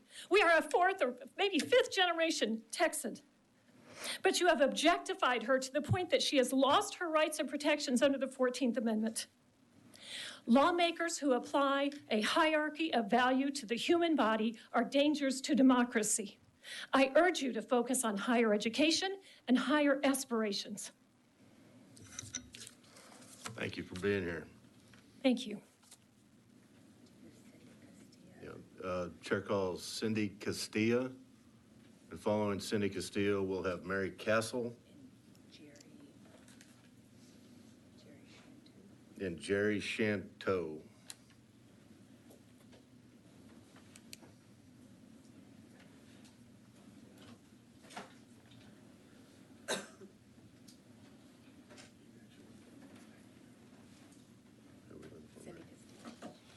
Chair calls Cindy Castilla.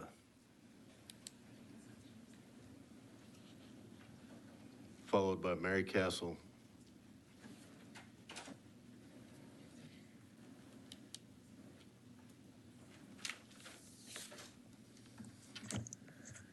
Good morning, Chairman. Are you Cindy Castilla? Oh, no. No, we'll call you here in a little bit. Thank you.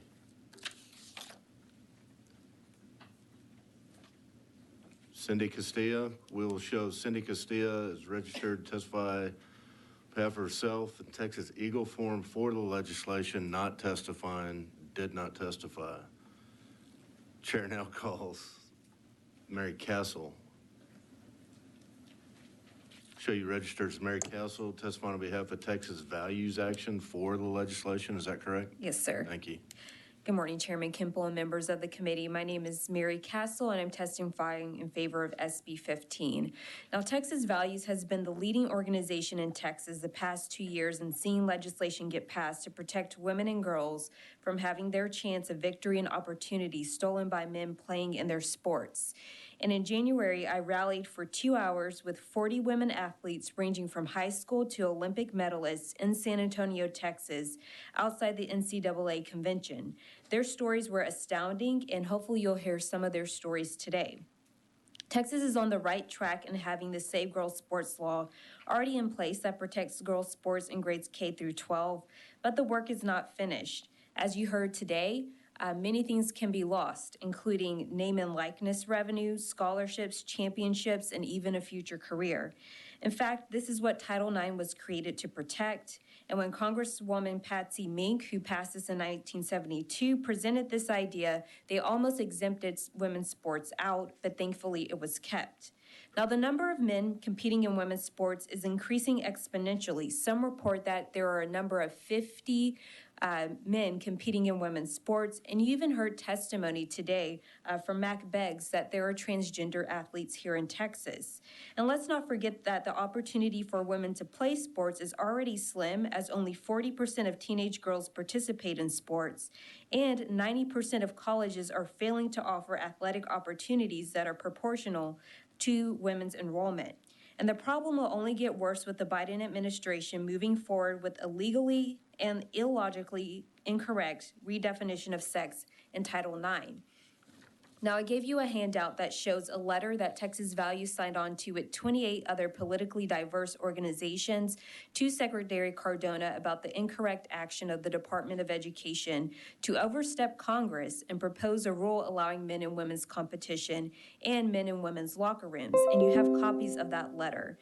Now, after we sent that letter, the Department of Education returned and said that the redefinition of sex might not apply to athletics, even though we know it might. So now the Biden administration, U.S. Department of Education, has now issued a two-part test that bears the burden on women, female athletes, to prove why a man cannot be in their sports. And you have that copy of that test right there. Texas must have full protection of our women athletes before more men enter the playing field and federal agencies run away with bad policies. Please vote in favor of SB 15. Thank you for being here today, members. Thank you. Chair calls Jerry Shanto. Jerry Shanto. Following Ms. Shanto, we'll have Eli Smith, Mary Smith, and Alexi Swirsky. Thank you for being here today. We show you registered as Jerry Shanto, testifying on behalf of yourself for the legislation. Is that correct? That is correct. Thank you, ma'am. Thank you. Good afternoon, Chairman Kimball and members of the committee. My name is Jerry Shanto, and I live here in Austin, Texas, and I am here today testifying in favor of Senate Bill 15. I was a competitive swimmer for 17 years. During my career, I achieved 3 NCAA Division I national championships, 11 All-American honors, and I represented the United States national team and earned a silver medal at the World Championships in 2005. These achievements were possible because I competed in a fair and equal playing field against other biologically born women. Today, other women do not have this opportunity. Instead, biologically born women are required to compete against transgender women with male bodies. The institutions, universities, and governing bodies for whom they compete expect them to simply accept this unjust challenge and gracefully submit to a new reality in which women are once again marginalized. Athletics are not demonstrating progress by allowing male bodies to compete in women's sports, but quite the opposite.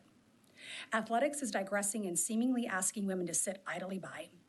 The consequences of this environment are real and include psychological and emotional turmoil for biologically born women, and they will be long-lasting. These consequences will span generations of female athletes, and with that, the inevitable truth that female sports will become extinct if we continue in this trajectory. These social gender issues have no place in sport. Separate male and female competitive sport are about ensuring that half the population, girls and women, have equal opportunities to participate, set records, earn college scholarships, prize money, podium spots, and equal honor and respect due to their athletic accomplishments. Not to mention other intangible benefits of competition and athletic success, such as confidence, camaraderie, professional networking, and other future gains. Sex segregation ensures equal opportunity for biologically born women. The male's body advantage takes our experience as women and is oppressive once again. It forces us to confront our disadvantages in the most misogynistic way. The female category is not small or weak. We are physically made different than men and should not be asked to compare our differences in sport. We are equal, but we are not the same. And those differences are why we must have sex separation in sport. If the rights, position, and body of the female sex in our society is one that is truly celebrated and participates with an equal voice, then male bodies competing and taking the biological place of women should never be allowed. 1 year ago, I watched with my own eyes as Leah Thomas, a trans woman competing with a male body, was allowed to compete at the Women's Division I Swimming and Diving National Championships. Leah was allowed to take titles, experiences, and opportunities away from women, and in doing so, changed the course of those young women's lives forever.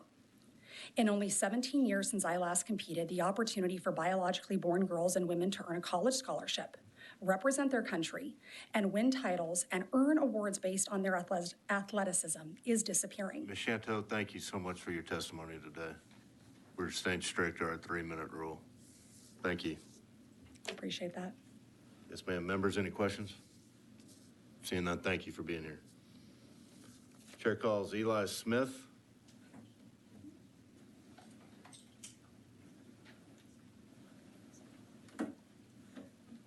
We show you registered as Eli Smith, testifying on behalf of yourself against the legislation. Is that correct? Yes. Thank you.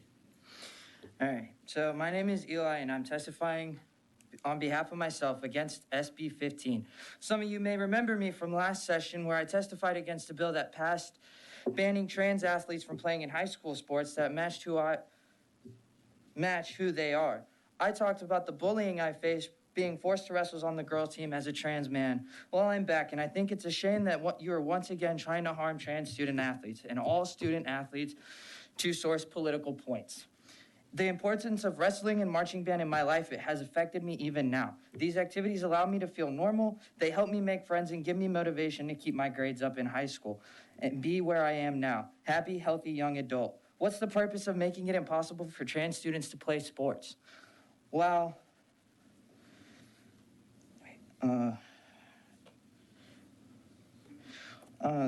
what's the purpose? Yeah, there it is. When people use sports to stay healthy, what's the point of taking away an activity that allows people to put themselves out in the world, that is a bias against people different from who you are? And do you simply not understand that we're people too? Being a student athlete wasn't easy, especially because I was forced to wrestle on the girls' team under UIL rules. More than anything, I really wanted to wrestle on the boys' team and feel like myself. I was able to wrestle with the boys outside of competitions, but you're considering a bill that would threaten my college experience too in search of non-existent problems? The NCAA and college sports already have rules regarding students submitting hormone levels to participate in any competition. I had to do this in high school too and was forced to submit my private medical information about testosterone to UIL. And even then, I was forced to wrestle with the girls and my identity as a trans man was erased. Many people thought I was assigned male at birth and got angry that I was competing in the girls' tournaments. When I walked in the locker room, I had to take my shirt off because the women in the locker room did not feel comfortable with me in there. They were talking. It ended up in me being hurt with permanent injuries that I suffer from this today as a young adult when I shouldn't have to. I would have loved being on the boys wrestling team if it wasn't for the bigotry and the discrimination in this state. Some of the girls I wrestled with didn't even want me in there and bullied me, purposefully injured me during matches. The girls were huge, big, and strong. I got hurt badly to keep wrestling because it allowed me to help release some of my frustration in a healthy manner during some of the tougher times in my life. Trans students should be able to play sports and be who we are, just like anyone else. If I hadn't been on the wrestling team and marching band and be able to go to the games and tournaments with my friends, I wouldn't have made it through high school. If this bill passes, it will create more situations like mine where students are forced to compete on teams that do not reflect who they are. This is a cruel and harmful bill and not what sports is about. Banning trans kids from sports would take away all the hope that we have. Thank you. Members, any questions? Thank you. Please show Representative Busey present. Chair calls Mary Smith. Ms. Smith will be followed by Alexi Swirsky and Asher Ty.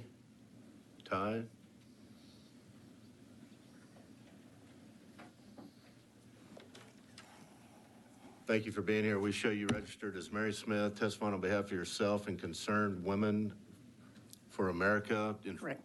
in favor of the legislation? Yes. Thank you. Chairman and committee members, thank you for the opportunity to appear before you today. My name is Mary Smith. I am the Area Director of Concerned Women for America of Texas, speaking in favor of this bill. Last legislative session, the Texas legislature passed a girls' sports bill, as you know, but unfortunately, the bill did not protect our Texas college female athletes. I am grateful that Senate Bill 15 is being considered before you today as a remedy by adding by state statute the protection of women student athletes in college athletic programs from having to unfairly compete against biological males.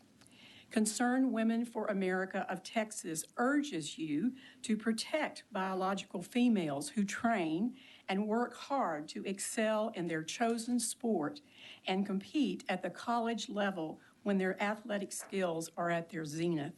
Females should not suffer the loss of opportunity because a biological male who claims transgender status as a woman could receive that spot.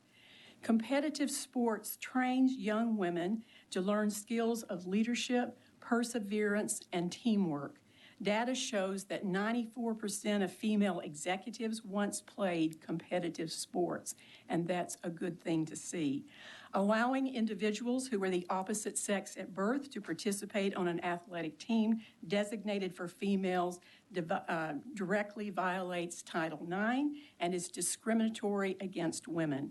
I ask for your support for the victories of the women's movement, which opened the doors for women to compete on a level playing field and preserve women's sports for college athletes in Texas.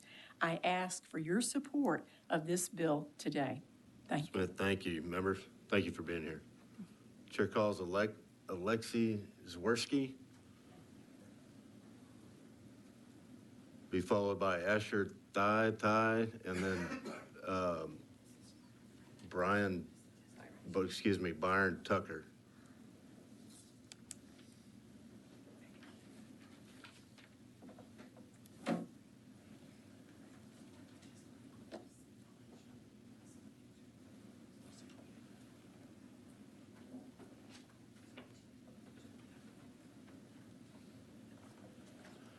Thank you for being here today. We show you registered as Alexi Zwerski, testifying on behalf of yourself for the legislation. Is that correct? Yes. Thank you. Please see on the flyer photos from a women's track tournament in Texas. It doesn't take much observation to see that the first place winner is a man, actually a male athlete that Representative Swanson mentioned, C.C. Tefler. So what's wrong with these photos? A man won first place in a women's college sports tournament. I have a huge problem with a man winning a women's sports tournament. There isn't a question of will men playing in women's college sports happen in Texas. It has happened in Texas.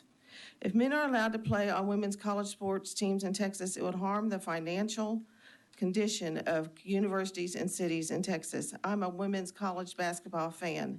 If men are playing on the women's teams, I will not go watch the games.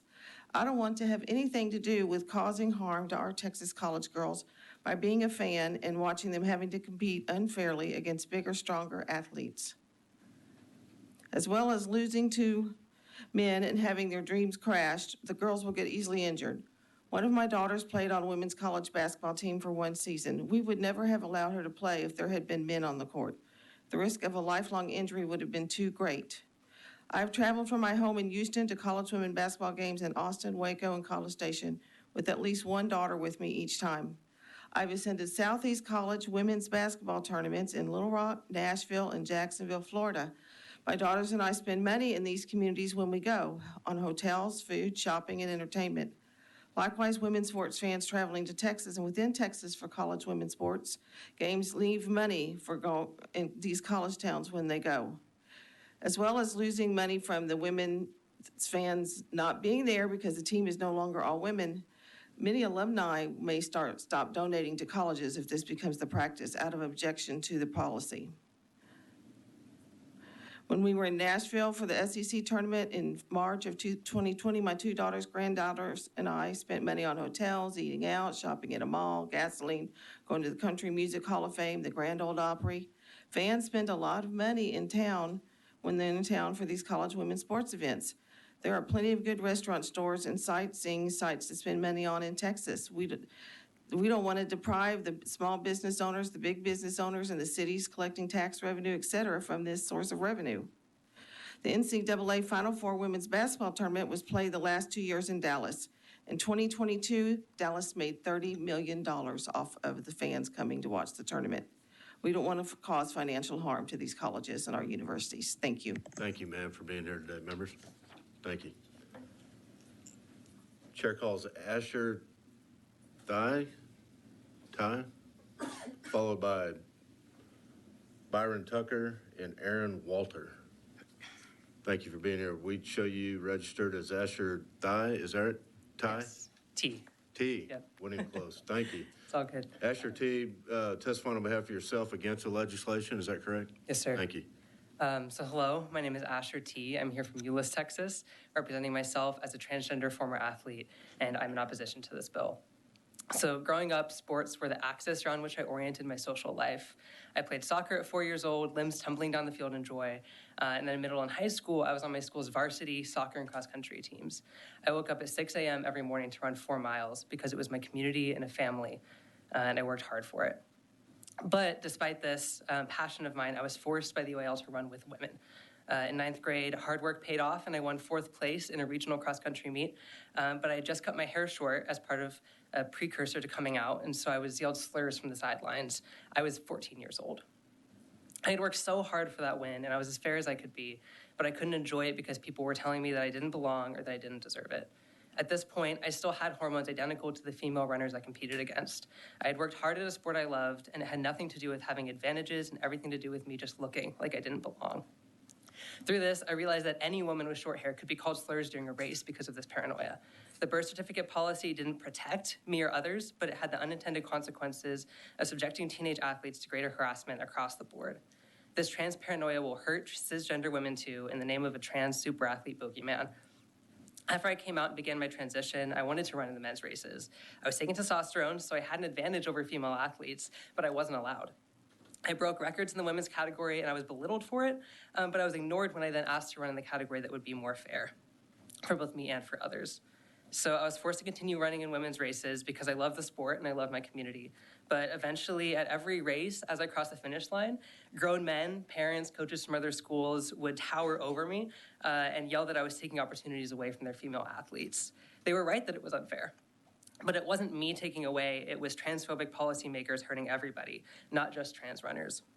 The sustained verbal harassment I faced on and off the course was intense, and I felt so unsafe that when I was at 16, I stopped the sport I loved. I could have gotten scholarships to college through it, but I couldn't endure the abuse. My sport was a foot race, and nothing to do with ability or safety, and everything to do with pitting people against each other out of fear. Now in college, I've been lucky enough to get a full merit scholarship instead, and I now play on an intramural soccer team. As a male athlete, I'm treated the same as other male athletes, and I can contribute just as meaningfully as anyone else in our athletic community. It rarely even comes up that I'm trans. This team has continued to bring a sense of community and vibrance to my life, to get to play sports in the category that matches my gender, and every person should have access to that. This bill is not about the sanctity of women's sports. It's about denying trans people safe access to public life. If banned from appropriate sports teams, transgender people will still be here. We're not going anywhere, and you can't legislate us out of existence. The bravery required to transition equips us to withstand a lot of hate in our daily lives, and hateful policies from the state will not deter us either. Thank you for being here today. Ms. Howard. Thank you, Mr. Chair. I'm curious because you've described something that I don't think we've been hearing here so far, that is being a trans male participating in male sports. And are you noticing are there issues there?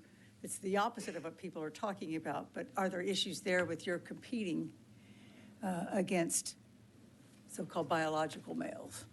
Right. So I do think it's been really demoralizing to hear these debates happening with no conversation of transgender men in men's sports. because I've been able to compete in these sports after having transitioned with no noticeable difference to my performance compared to my peers. It is a club intramural sports team for my college for fun and social experience. And so it's not about winning, it's about a sense of community. Even some of that, I believe, would be not allowed under this bill. And in intramural sports, it's not a matter of ability, but even if it was, I should have access and the right to try out for those teams as well. Yeah, thank you. So you also mentioned that you were taking testosterone and transitioning, but being forced to participate and compete with the girls. Yes, ma'am. Do you see that that would be a similar situation that might occur with this legislation? Yes, ma'am. That's been spoken about by other trans male athletes who have spoken today as well, is that we're harassed for being unfair, but we want to compete against men where hormone levels and other physical abilities that have been talked about so much today actually are a closer alignment.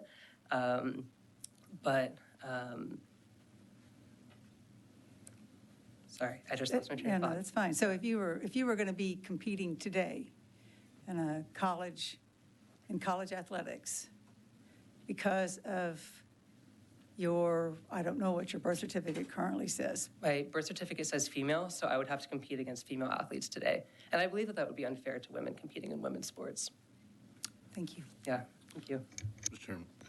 Mr. Busey. Well, Rep. Howard very well just said my first question, so let me just say this. Thank you for being here. I'm sorry that the state has passed policies that have allowed you to be discriminated against, and you've seen hate because of the people in this building. So thank you for your courage. And I'm sorry that you're having to relive that hate with some of the ridiculous comments we've heard today, but thank you for being here. Thank you. Thank you.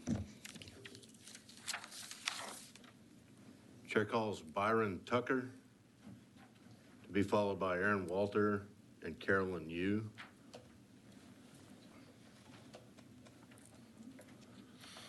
We show you registered as Byron Tucker, medical doctor, testifying on behalf of yourself against the legislation. Is that correct? That's correct. Thank you. Yes. Good morning, representatives. My name's Dr. Byron Tucker, and I rise to address you today to speak in opposition to SB15. I am a psychiatrist and would like to invite you to join me in my consultation room with a young patient who is depressed, perhaps suicidal, confused about many things, but of considerable significance is their sexuality. It is well established that physical education, training, and perhaps competition is very important to one's mental health and often a prescribed treatment. This bill and many others currently under consideration are focused on, quote, biological sex, unquote, and yet gender identity is much more fluid and gray, as opposed to the black and white these bills force upon people, limiting their treatment options. And those, their teachers, counselors, parents, social workers, nurses, nurse practitioners, PAs, psychologists, and psychiatrists, as well as other physicians, can consider with these patients. Back in my consultation room, when my patient asked me the question, why do they hate me? I would like for each of you to assist me and those others of us in treatment relationships just mentioned to answer that question. Why do they hate me? You have my addresses, both physical and email, and I would like for you to help me answer that question once all these damaging bills are passed. Why do they hate me? Thank you. Thank you, sir. Members, thank you for being here. Chair calls Aaron Walter.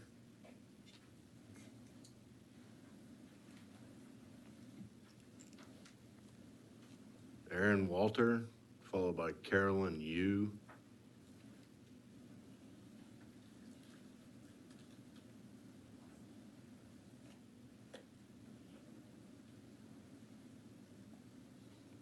Carolyn Walter. We will show Carolyn Walter. Oh, excuse me. Aaron Walter. We'll show Aaron Walter registered to testify on behalf of herself and Texas Unitarian Universalist Justice Ministry against the legislation, not testifying, did not testify. Chair calls Carolyn Yu.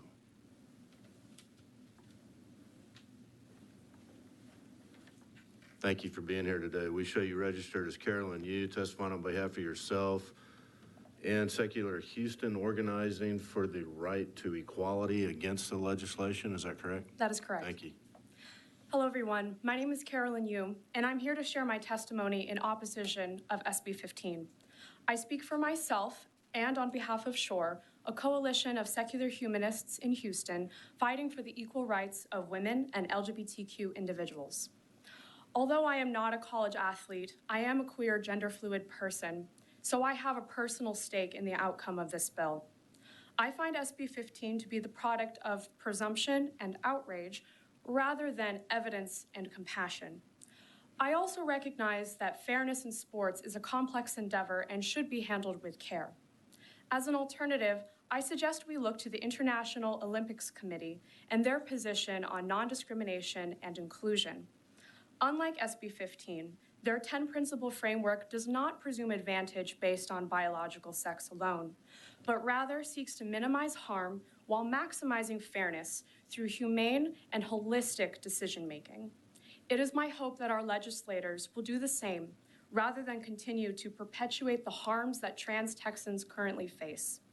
Not only does SB 15 violate the rights of privacy and bodily autonomy of trans athletes, but also the cisgender athletes this bill presumes to protect. Consider the unforeseen consequences of a blanket ban based on arbitrary criteria and the potential unethical measures taken to enforce this ban. Does this mean that female athletes with naturally high testosterone are to be barred as well? Are intersex athletes going to be subject to a genital examination? Will medically transitioned men be forced to play on the women's team? I believe this bill will cause more problems than it asserts to solve. It will promote bigotry rather than equity in collegiate sports, a realm that is still rife with gender inequality. There is a better way to move forward, and SB 15 is not it. Thank you. Excuse me, Ms. Howard. Thank you, Mr. Chair. You mentioned the 10 principles of the Olympic Committee. Yes. So I think what you're trying to say is, rather than having just this black or white situation, the way we're looking at this, there are other ways that this has been approached that Yes. look at a variety of factors that would hopefully address some of the concerns that folks have in a rational, reasonable, evidence-based way. So can you tell me about what some of those would be? What are we talking about here? Yes, in their statement, they discuss a 10-principle approach. It is based on inclusion, prevention of harm, non-discrimination, fairness, no presumption of advantage, evidence-based approach, primacy of health and bodily autonomy, stakeholder-centered approach, right to privacy, periodic reviews. Yes, and that's the final one. So this is with this is the Olympics Committee. Yes. So are there any specific things that you're aware of that they do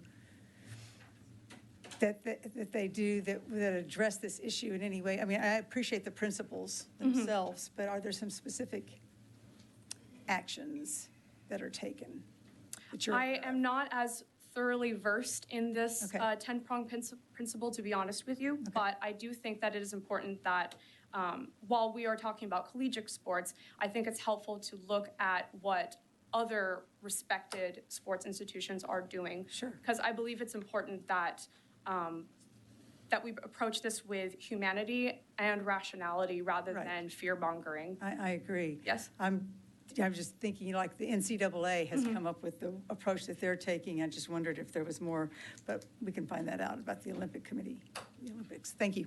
Thank you. Members, thank you for being here.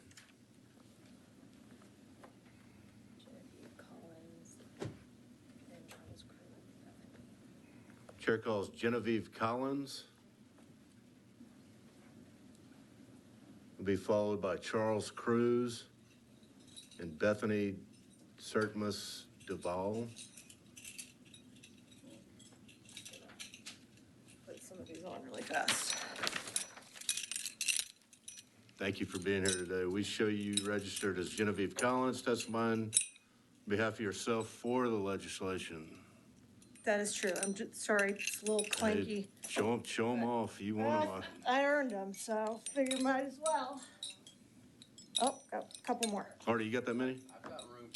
Yeah, we'll give you a gold. All right. I'll say that again. We show you registered as Genevieve Collins, testifying on behalf of yourself for the legislation. Is that correct? That is correct. Thank you. Hello, thank you. My name is Genevieve Collins, and I'm testifying on behalf of myself and women's sports and Senate Bill 15. I was a four-year Division I women's varsity athlete. I was a rower at the University of Tennessee, where I competed in 3 NCAA championships. I was also invited to be a part of the U.S. Olympic development team. This is my uniform. And I've also won one of the most prestigious races in the world. That race is called the Head of the Charles. It is a grueling race. It's 5,000 meters in Boston, and it is very unpleasant, trust me.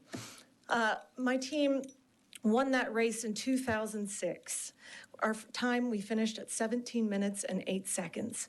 We competed against 50 other teams. 30 minutes prior to my winning team, or my winning race, the men's Club 8 race went off, and the men's club top performing finishing time was 14 minutes and 4 seconds.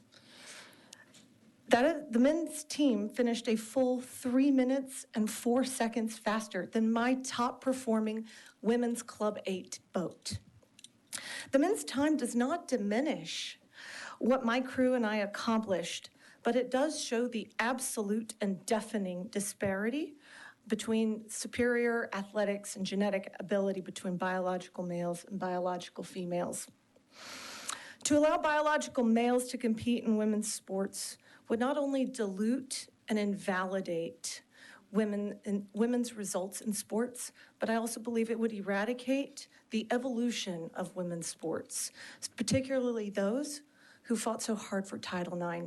I went to the University of Tennessee. Pat Summitt taught my recruited class leadership values and principles. I don't take this lightly.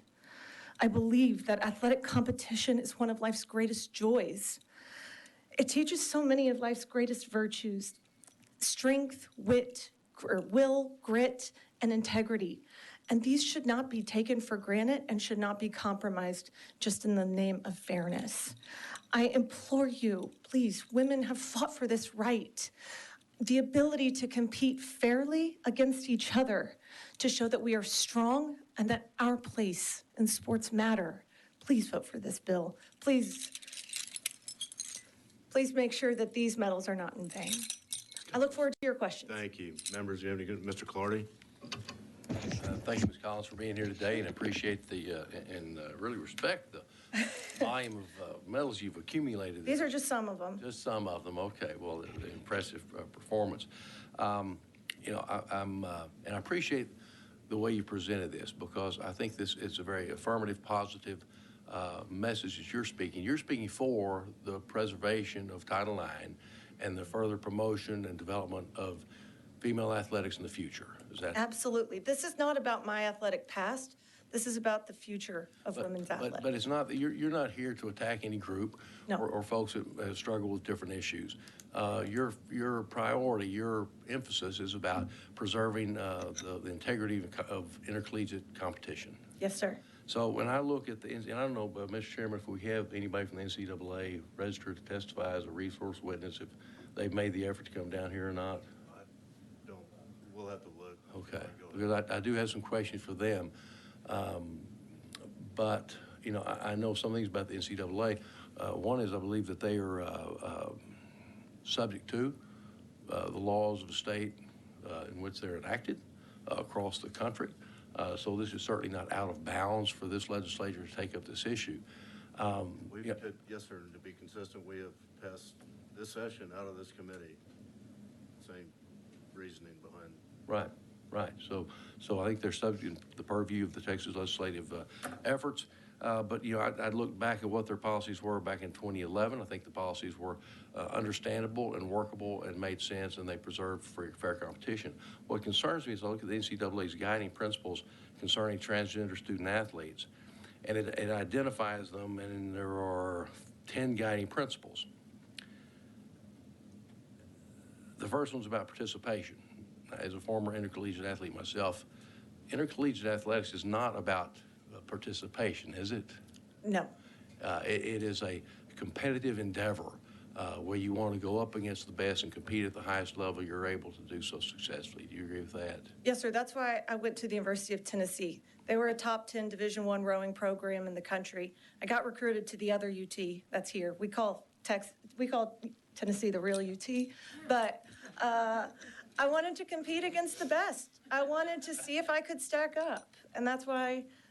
To your point, yes. So if we want to talk about participation, nobody's saying somebody can't compete in sports or athletics. I mean, that's why we have intramurals. That's why there's city leagues and other teams and other things and folks can do on there for fun. But when we're talking about intercollegiate athletics, we're talking about competition at the highest level in a way that preserves the integrity of the athlete's head-to-head competition. That's the whole crux of it. Yes, sir. In that way, since the Greeks participated in the first Olympics, it's who can be fastest, who can throw the farthest, who can jump the highest, those things. And that spirit of competition is what I believe you're trying to protect.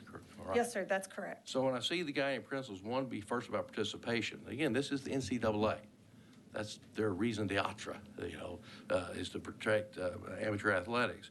Number two, transgender student athletes should have equal opportunity to participate in sports. Leave that alone without comment. But third on the list, which to my way of thinking should be first, is the integrity of women's sports should be preserved. That's the goal. That's the priority. Do you agree with that assessment? Yes, sir. And then there's a bunch of other things below that.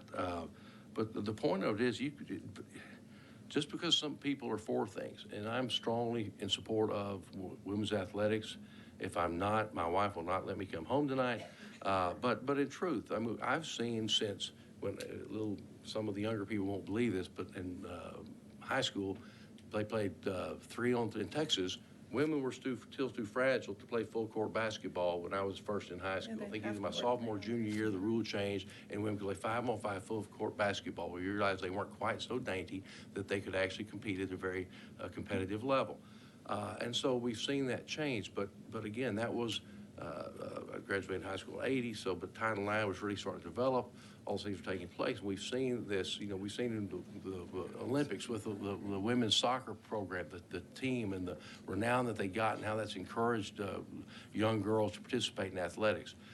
Can you speak just for a moment how important you think it is for the young girls growing up now to have those role models and see those opportunities to compete in their development and their ability to become all they can be and productive members of our society? Sure. Well, I have 5 nieces.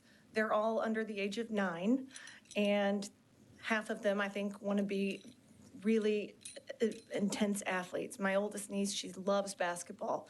I was recruited to the University of Tennessee. Again, I want to restate, Pat Summitt coached there while I was still an athlete. In my recruiting class was Candace Parker. She's the first woman to ever dunk a basketball. This is in 2004. Having my niece look up to a phenomenal woman, and she really is truly a role model. She is a phenomenal athlete, but also a phenomenal person. Having those role models to look up to is not down-putting someone who is looking up to a trans athlete. I'm not assuming such thing, but I want my nieces to be able to look up to a woman who is at the height of her sport, is at the zenith of her competitive abilities, and to be able to celebrate that, to be able to recognize that we have a desire, a right to compete, and that we deserve our place on the podium equally, fairly, because we put in the blood, sweat, and tears. And that is exactly what little girls all over the country want, deserve, and need. And this is not at the expense of someone else, truly. And I will say I've got my first granddaughter, first girl in our family in 5 generations. And so I think she's going to be an athlete. She's going to be a big one. So we're looking forward to that. You're not sure. To me, that's what this fight is about. It is about protecting and preserving the ability for girls and women to participate in athletics at the highest level. And I appreciate you coming forward and testifying. It's always good to see you. Very nice to see you, Representative. Thank you. Thank you, members. Although, Ms. Collins, I think you are misguided in your beliefs that UT is about a quarter of a mile from here and has the real orange. Yeah, well, to make all the Texas. Not what I wear at quail hunting.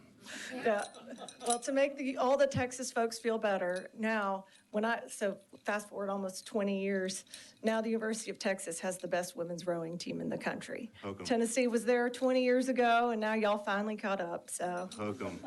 Thank for you. being here today. God bless you, thank you. Chair calls Charles Cruz to be followed by Bethany Sertmus Davul, and then Jay Dickens. We show you registered as Charles Cruz, testifying on behalf of yourself against the legislation. Is that correct? That's correct. Thank you. Hi to Chair Kumpel, Vice Chair Paul, and members of the House Committee on Higher Education. My name is Charles Cruz. I go by Chuck from Baytown, Texas, and I'm here today representing myself, not on behalf of any organization. Texas pride is legendary, and Texans are known for bragging about Texas. As Texas Aggie class of 2005, I'm quite familiar with speaking loudly and with pride. Unfortunately, Texas has never lived up to the legendary status claimed by many, precisely because we fall behind other states which have benefited from more liberal, more welcoming, and more inclusive governance. Bills such as SB15 are clearly designed to work for Republican DEI, division, exclusion, and inequity.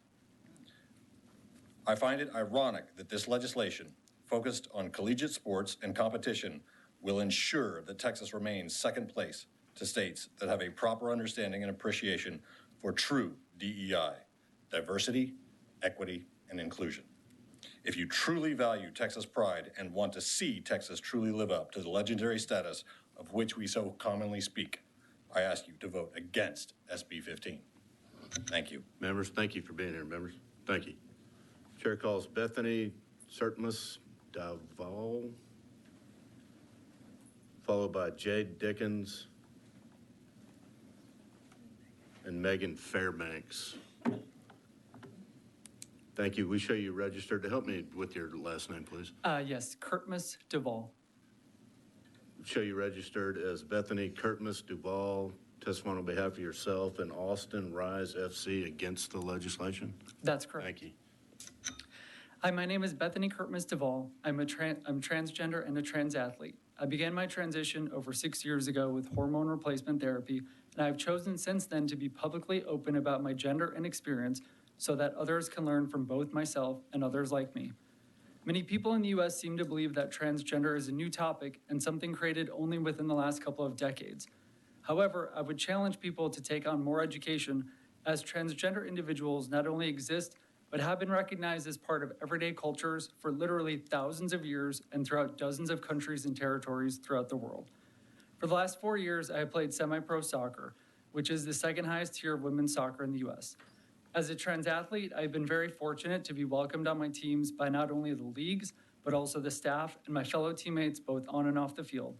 I'm testifying today to ensure that players like me, whether at the collegiate or youth level, can play on the teams for which they identify with their gender.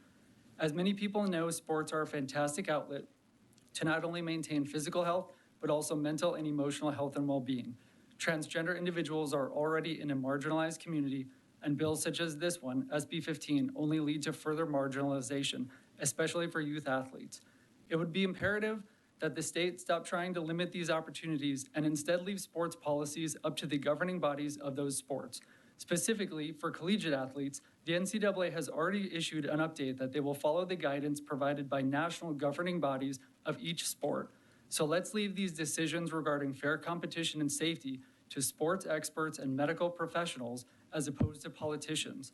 It is important to note that at these top levels of competition, there are often guidelines around various hormone levels. Again, this is an area of misinformation and lack of education as well, as many people do not understand the impact of hormones on one's body, muscles, and fat distribution. It seems that most people for this bill seem to ignore the facts or science regarding hormone therapy for trans athletes. As a trans athlete, I can tell you I'm not the strongest player on my team, nor am I the tallest player on the team, nor am I the fastest player on the team. So what exactly is my competitive advantage? Lastly, I want to add that I am a co-founder and player of a women's semi-pro soccer team, Austin Rise FC. Even though I still play on the team, I am not ruining women's sports, as is common rhetoric.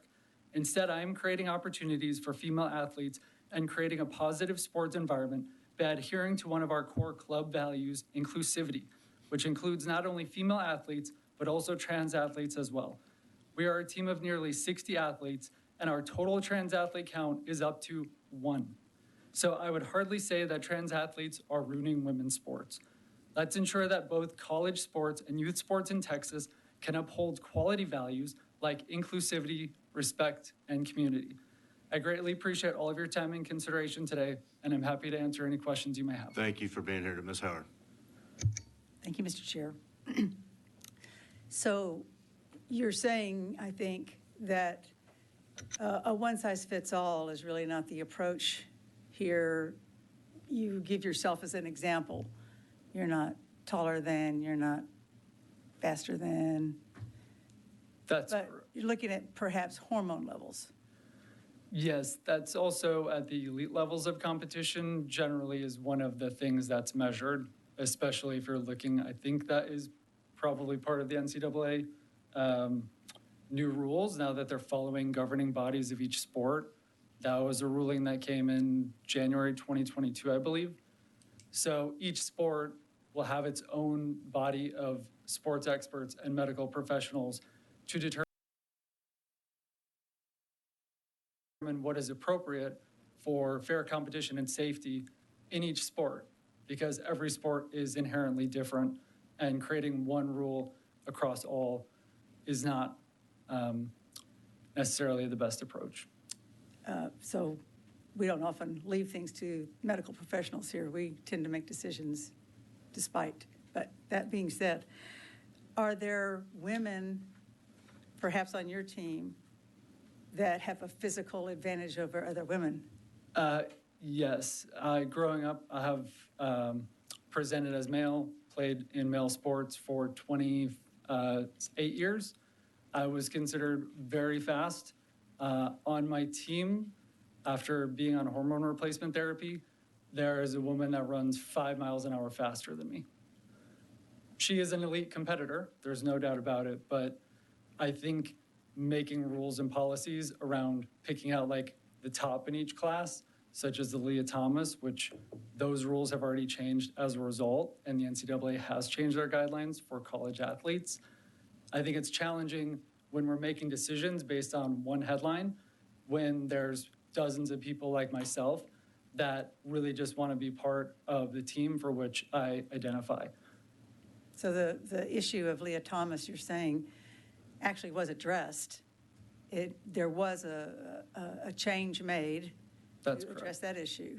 That's correct. The NCAA will be using the governing bodies of each sport to determine transgender rule policies. As opposed to just blanketing a one-size-fits-all for everybody. That's correct. Okay, thank you very much. Members, thank you for being here today. Thank you all.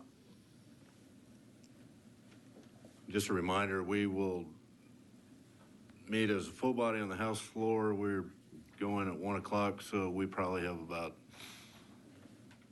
7 more minutes to get through before we go to the floor, and then we'll continue the hearing after our business on the floor is done.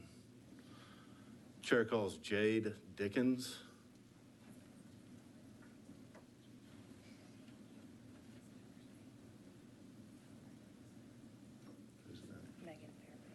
And following Jade Dickens, we'll have Megan Fairbanks. We show you registered as Jade Dickens, testifying on behalf of yourself for the legislation, is that correct? Yes, sir, and I'd also like to add Save Women's Sports on there as well. Okay, give us just a second to do that.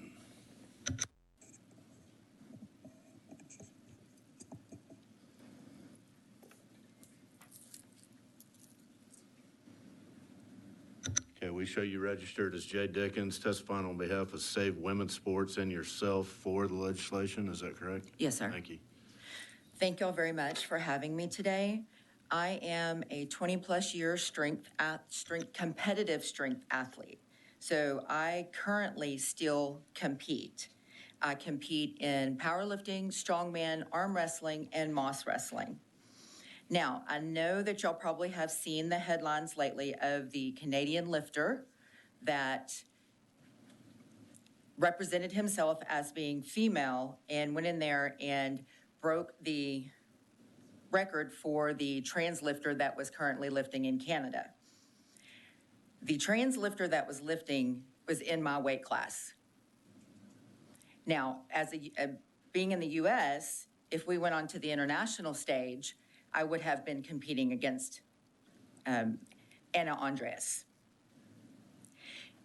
Anna Andreas was on hormones for 12 years, on suppressant hormones for 12 years before the person picked up a weight. And he had his first powerlifting meet in 2019. I have been powerlifting for over 20 years. I did not reach the level, I'm not even at Andreas's level, as a matter of fact, over 20 plus years of strength training. My best lift is my bench. I am a world champion bench presser. I have been around the world. I have been to 7 different countries representing the United States as a lifter. It took me 16 years to achieve 275 pounds on bench press.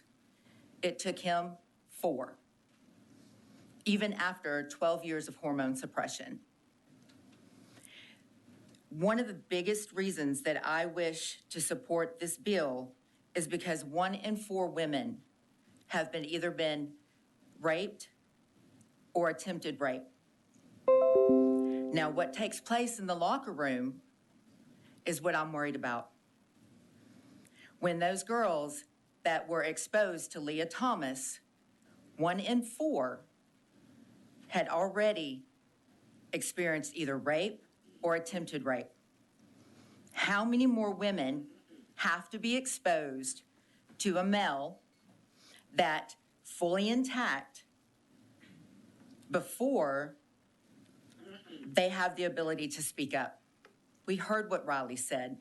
We heard what was the consequences if they spoke up. 81% of women have faced some form of sexual harassment. Some form of sexual harassment. Why do we want to continue to subject our women? Thank you. Thank you.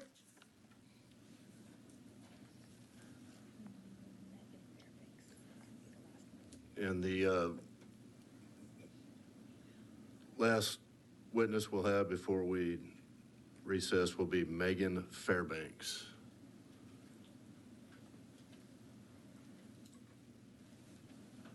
Okay, you registered as Megan Fairbanks, testifying on behalf of yourself against the legislation, is that correct? That is correct. Thank you. Good morning. My name is Megan Fairbanks. I'm from Houston, Texas. I'm a transgender woman. I'm a parent, and I took the day off from work to be here, to travel here, because that's how important this is to me today. This bill purports to be about protecting young women, make college more accessible to all Texans instead of our current situation, where most graduates leave college saddled with crippling student debt that they will be working to pay off for the rest of their lives. Unless they are fortunate enough to have been born into a wealthy family or fortunate enough to be granted one of these coveted scholarships. What kind of legislation has been introduced to protect athletes from actual convicted predators like Larry Nassar? This bill is merely one of the 140 bills that the Texas legislature has thrown against the wall to see what sticks that is strictly anti-LGBTQ. This bill is about othering an already marginalized group, the transgender community, and more specifically, transgender youth. This is bullying, plain and simple.